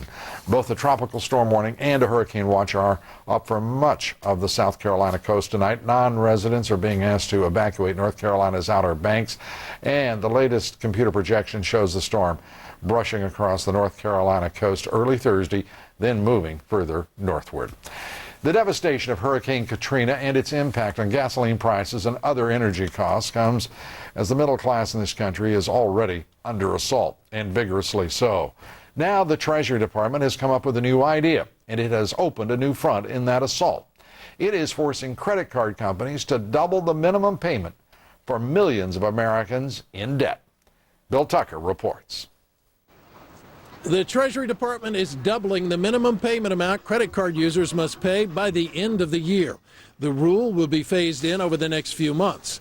The average American is $9,000 in debt, which means that the typical minimum payment will be going up by roughly $200 a month, or $2,400 a year. Why? According to a Treasury Department spokesman, it was noticed that in some cases, the minimum payments were not reducing debt, and we thought a minimum payment should reduce the debt. A good intention, but it is a rule change which could not come at a more difficult time. Incomes are not rising to keep up with inflation, and inflation is being driven not just by fuel prices, but by property taxes and by health care costs, and those people are not, they're having a hard time keeping their head above water. The bottom line effect could be disastrous for some families. To be perfectly honest, I don't know where they're going to come up with that additional $200 to make up that difference. If it pushes them into bankruptcy, those doors have been closed for many of them. And that's not dealing with what many see as a far greater and more risky form of debt, mortgages. At the end of the first quarter, mortgage debt totaled almost $8 trillion, nearly 4 times that of consumer debt. In last year, 30% of all mortgages issued were no-interest loans, Lou. Well, the Treasury Department, in its brilliance, is ignoring those interest-only mortgage loans, which are far bigger payments, far bigger debt. What in the world are these people thinking about? I couldn't tell you, Lou. We called them and got a statement on what they were thinking about when it came to credit card debt today. They had no comment on mortgage. Well, let's just go through that again. What were they thinking? I don't know. It's difficult. Fixed cost, heating, home, medicine, food. Where do people find the money is the question that I'm No, that's the question. But the question I'm asking is, how can the Treasury Department rationalize this? Don't have an answer for you, Lou. All right, Bill, thank you very much. Bill Tucker. Still ahead here, Governor Arnold Schwarzenegger of California is locked in a battle with his state's lawmakers, and now he's asking California voters to make some key decisions that apparently the legislature and the governor couldn't decide on their own. We'll have a special report. And then Chief Justice nominee Judge John Roberts preparing to defend his record before the Senate. I'll be talking with distinguished attorney David Boies and former clerk for the late Chief Justice Rehnquist, Charles Cooper. Here next. Stay with us. Last year, Norfolk Southern took hundreds of thousands of freight loads off the highways. This year, they have the capacity to handle even more. Norfolk Southern, the future of transportation. 21st century trading is all about vision. Can you clearly see what the market is doing? That's why we created QuoteScope. Now watch level 2 data like never before. Spot current trends and trade with one click for just $10.99 per internet equity or options trade with 75-cent options contract fees. It's the 21st century. Trade like it. Join Ameritrade today and get up to 35 commission-free internet equity trades plus $100 cash back. I was here before here had a name. As fields became farms, as grasslands became greens, and now as families become neighbors. Till after their kids become parents, I'll be here. A natural gas well, one of Kerr-McGee's thousands, meeting energy demand in harmony with the land, with still more to explore. Ice match your PJs. There's a Visine for that. Tears of joy? No, Dad, eye allergies. Sad about eye allergies? There's a Visine for that. Eyes dried out? There's a new Visine for that. For over 40 years, Visine has been the eye expert. So no matter what your eye irritation, red, itch, dry, or even contacts, there's a Visine for that. The Oracle Grid, a group of low-cost servers connected by Oracle software. Now, if a server fails, the grid just keeps running. The Oracle Grid runs faster, costs less, and never breaks. It's time for the lending industry to change. That's why eLoan has consultants who don't make money based on the rate of the loan and has no lender fees. Those are some of the revolutionary ways we're changing the lending industry. eLoan, radically simple. Large parts of Los Angeles today lost power for several hours. 700,000 customers affected after a power worker apparently mistakenly cut the wrong line. According to the Los Angeles Department of Water and Power, that simple mistake set off a cascade of breakdowns in the city's power grid. People were trapped in elevators and high-rise buildings. Traffic lights lost power, causing gridlock all across the city. Most areas had power again, however, after a few hours. The Department of Homeland Security said there was no indication of foul play. Reference back to the worker who inadvertently cut the wrong line. Political problems also persist in California tonight. California's Governor Arnold Schwarzenegger took office in 2003. He promised to change the state's dysfunctional politics. Tonight, however, the governor is at odds with the state legislature over 3 controversial new measures, all of which he has vowed to veto. Casey Wyan has the report from Los Angeles. Arnold Schwarzenegger promised to rebuild and reform a nearly bankrupt California. And what did they do? They sent a Terminator to Sacramento, right? But 2 years later, the state remains stuck in economic and political quicksand. The just concluded legislative session ended in failure, with lawmakers passing bills to give driver's licenses to illegal aliens, legalize gay marriage, and increase the minimum wage, and with the governor promising to veto all 3. We don't have enough schools, we don't have enough roads, we don't have the infrastructure for our transportation or for our ports. We don't have enough electricity. We don't have enough water. But the governor and the legislature have been unable to figure out how to make all that happen. So Schwarzenegger wants the voters to do what their elected representatives seemingly can't. He's called a $55 million special election for November. Voters will again decide several issues critical to California's future. It seems like a voter, I've been going to the polls almost weekly for the past 2 years. If you break your arm today, would you wait for your next physical? Or would you go to the hospital and get it fixed right now? Let us reform the system, a system that is stuck in the old way. This is the battle of the governor and you, the people of California, versus the status quo. That's what the battle is all about, and we're going to win that battle. But all of the measures the governor supports, delayed tenure for teachers, state spending limits, and redistricting reform, trail in the polls. And Schwarzenegger's approval rating has sunk to just 36%. Even so, he's expected to announce his bid for re-election this week. And to underscore how California's problems persist, huge sections of Los Angeles lost electrical power today. Now, only a year ago, Schwarzenegger was immensely popular, and some Republicans even wanted to change the Constitution so he could run for president. Now he's squandered most of that goodwill, and his approval rating is only 10 percentage points higher than Gray Davis's, the Governor Schwarzenegger replaced in a recall election in 2003. Lou? California is a tough place. Casey, thank you very much. Absolutely. Casey Wyan. Senate Judiciary Committee members began their questioning of Supreme Court, the next Chief Justice, the nominee at least, John Roberts, tomorrow. In his opening statement today, Judge Roberts, surrounded by family members and friends, assured committee members that he would be a fair Chief Justice, ready to uphold the rule of law. If I am confirmed, I will be vigilant to protect the independence and integrity of the Supreme Court. And I will work to ensure that it upholds the rule of law and safeguards those liberties that make this land one of endless possibilities for all Americans. Distinguished attorney David Boyce, who represented Al Gore before the Supreme Court in the 2000 election recount case, joins me tonight with his insight into this confirmation process. Democrats on the Judiciary Committee say they will aggressively question Roberts to make certain he is not, in their words, a conservative ideologue. David, is that possible to determine? I don't think it's entirely possible, because obviously what happens at a confirmation hearing, everybody knows what the purpose is.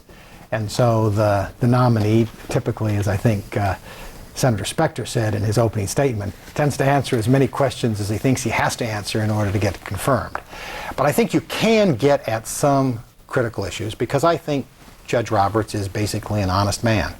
And I think he will give honest answers. What are the issues? I mean, there are a host of issues that are obviously concerning Senator Feinstein today, eloquently and very personally dealing with the issue of Roe v. Wade, abortion. Can we go much farther on this issue in exploring his thinking? I think one of the ways you can get at it, because I don't think he's going to talk about a specific case, but I think one of the ways you do get at it is you ask about stability. You ask about the role of stare decisis. You ask about his respect for the rule of law that he's already spoken about today. And what you try to do is get a sense of, is this somebody who wants to come in and change the decisions, the bedrock decisions that the court has made, or is he somebody who's willing to go forward and interpret those decisions? Are you satisfied from his previous confirmation process and hearings when he said that as far as he was concerned, Roe v. Wade is settled law? Does that, if you will, settle the matter? I accept that at face value. I think there are going to be people who are going to want to hear him say that, and say that as directly as a Supreme Court nominee as he did as a Court of Appeals nominee. But if he says that, I'd believe him. And if he says what on terms of the Commerce Clause, the right of privacy, which he has suggested previously, does not believe exists within the Constitution in some cases, a host of these issues, affirmative action. Do you think we'll get to the bottom of his thinking on those issues? And should we? Well, I think ideally you would know what you're getting when you appoint and confirm a Supreme Court nominee. I think you never do. And I think that some of the people who are sitting now and some of the people who have sat in the past have demonstrated how difficult it is to know what you're getting. And that's not just talking about people on the court now, it goes back to Earl Warren. Let me, if I may, David, show you and our viewers at home. Tom, the Senate today had a most unusual moment when there was a statement by one of the senators, a prepared statement, and he literally became emotionally charged on the issue of the divisiveness, the partisanship. So if we could just show that. Oklahoma, David, talking about the partisanship, the rancor, which sounds, as he said, to the ears of most Americans like hate speech. Yes. We're watching a man who you have said is brilliant, a man of temperance, brilliance in the law, and yet we're watching what in some ways looks like a kabuki dance in the Judiciary Committee. How can we move forward with a man of this obvious talent, obvious intellect, a man of stipulated character, and reduce the process to what has become, to me, frankly, I agree with the senator, a partisan bunch of nonsense? I think everybody would like to end this polarization, the rancor. I do think it's important that we look back and see where that rancor began, because I think both parties bear a substantial share of that responsibility. Senator Lindsey Graham today, to his great credit, David, acknowledged that. I agree with that. And I thought that was a stand-up thing to do, and I thought maybe this is a step toward removing this. I think some of the things that Senator Graham and Senator Hillary Clinton have done together have been a real step towards trying to bridge that polarized divide. And I commend both of them for that work. I also think that if you listened to both Senator Spectrum from the Republican side and Senator Leahy, the ranking Democrat today, what you heard were two senators trying to approach this in a nonpartisan way. They're both partisans, obviously, but they were approaching this issue in a nonpartisan way. And both Senator Leahy and Senator Specter have said on this broadcast, in point of fact, that they agree on one thing: they don't want a judicial activist of any cloth or coat. Exactly right.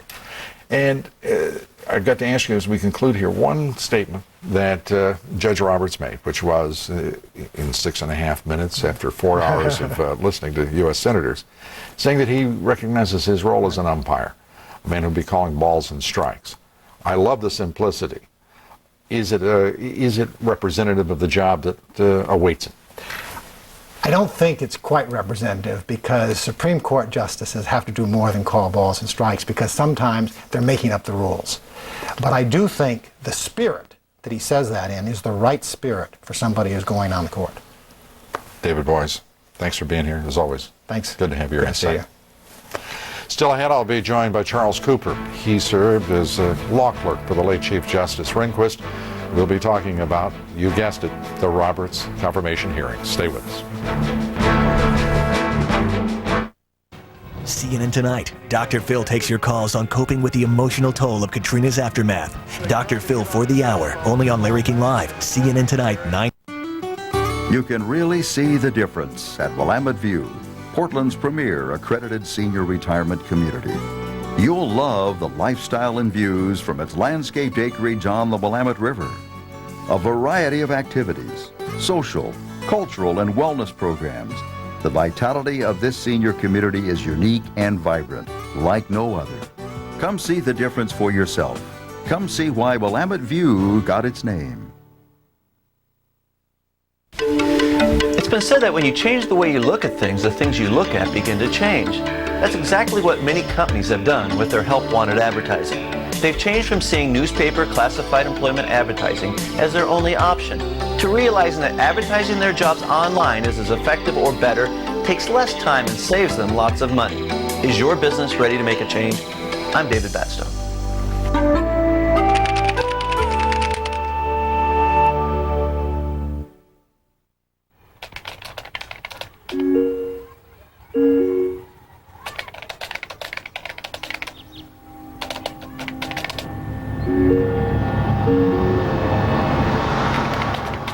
Every Every day, online predators make their way into homes uninvited and unnoticed. Help delete online predators. To learn what you can do to protect your kids' online life, visit cybertipline.com.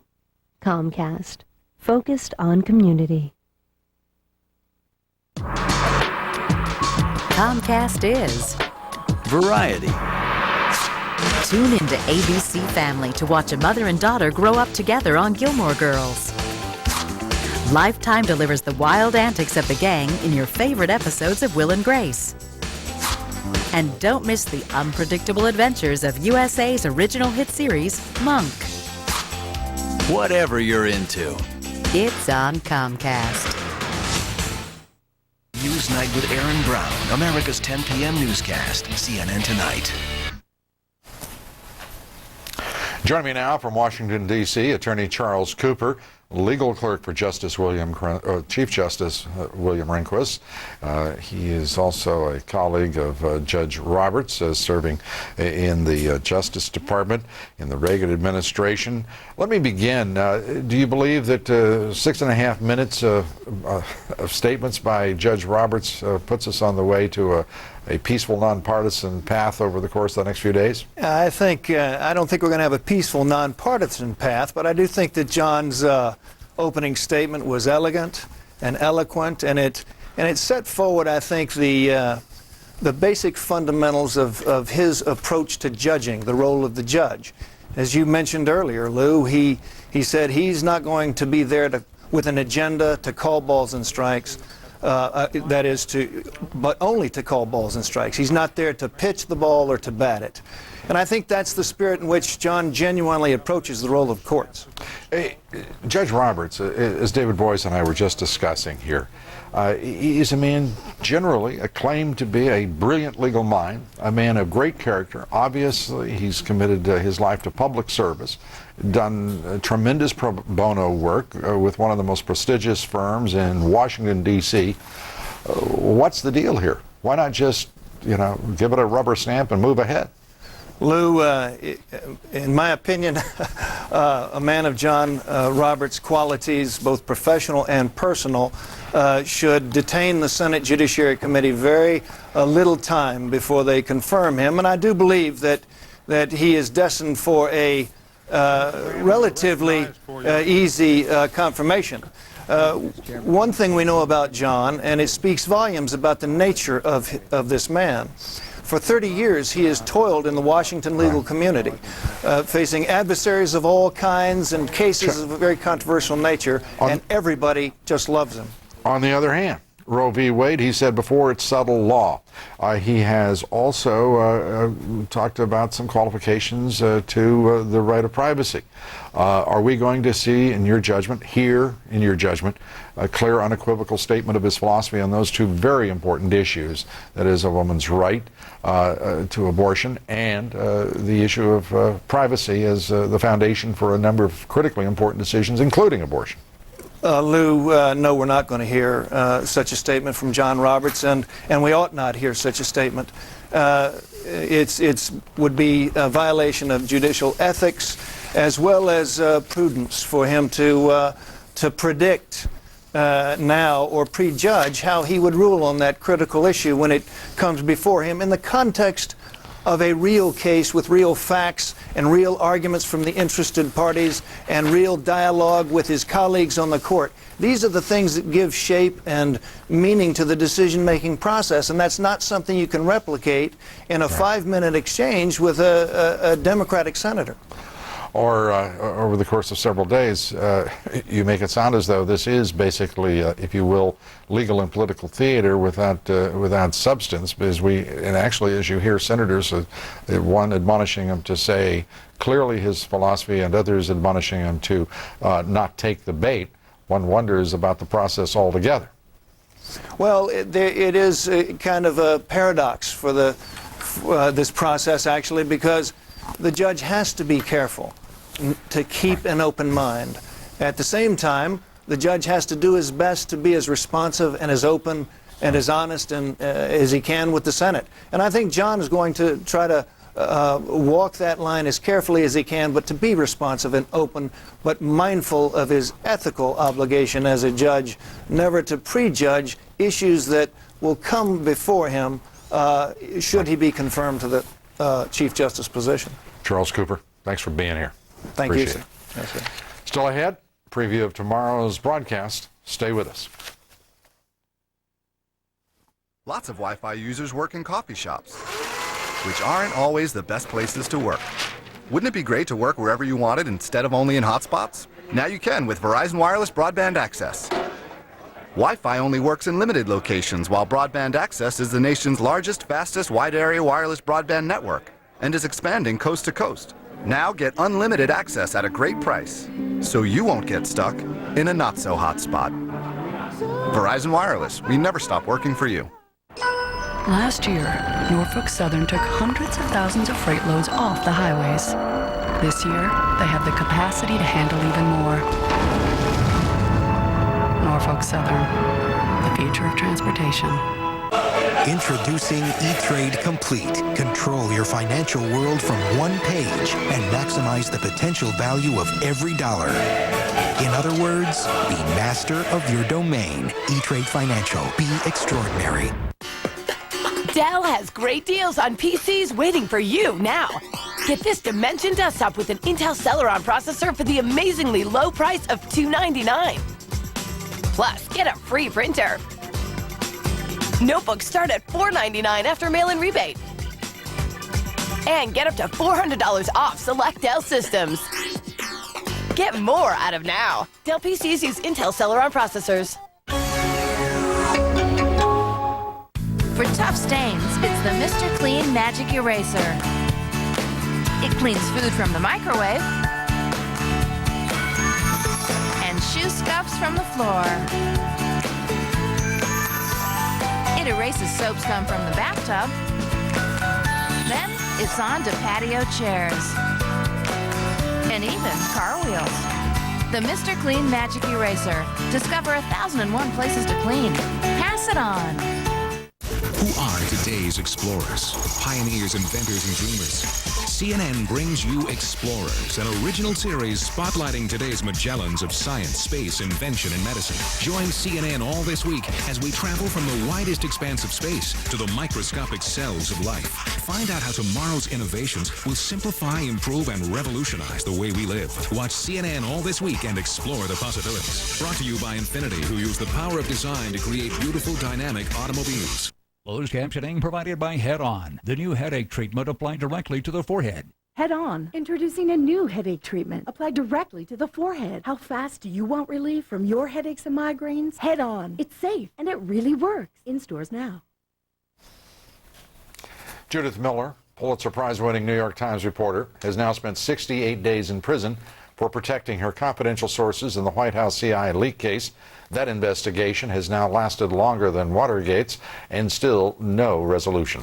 Thanks for being with us tonight. Please join us here tomorrow. Our guests include Senator Jeff Sessions of the Judiciary Committee and Tony Blankley of the Washington Times. Be with us. For all of us here, good night from New York. Anderson Cooper 360 starts right now. Anderson? Lou, thanks very much. Good evening, everyone. Last week, Washington said they supported him. He was working hard. Today, Michael Brown, the head of FEMA, resigns. He is out. An acting director is named. It is 4 p.m. in the West, 7 p.m. in the East, and 6 p.m. here in New Orleans. 360 starts now.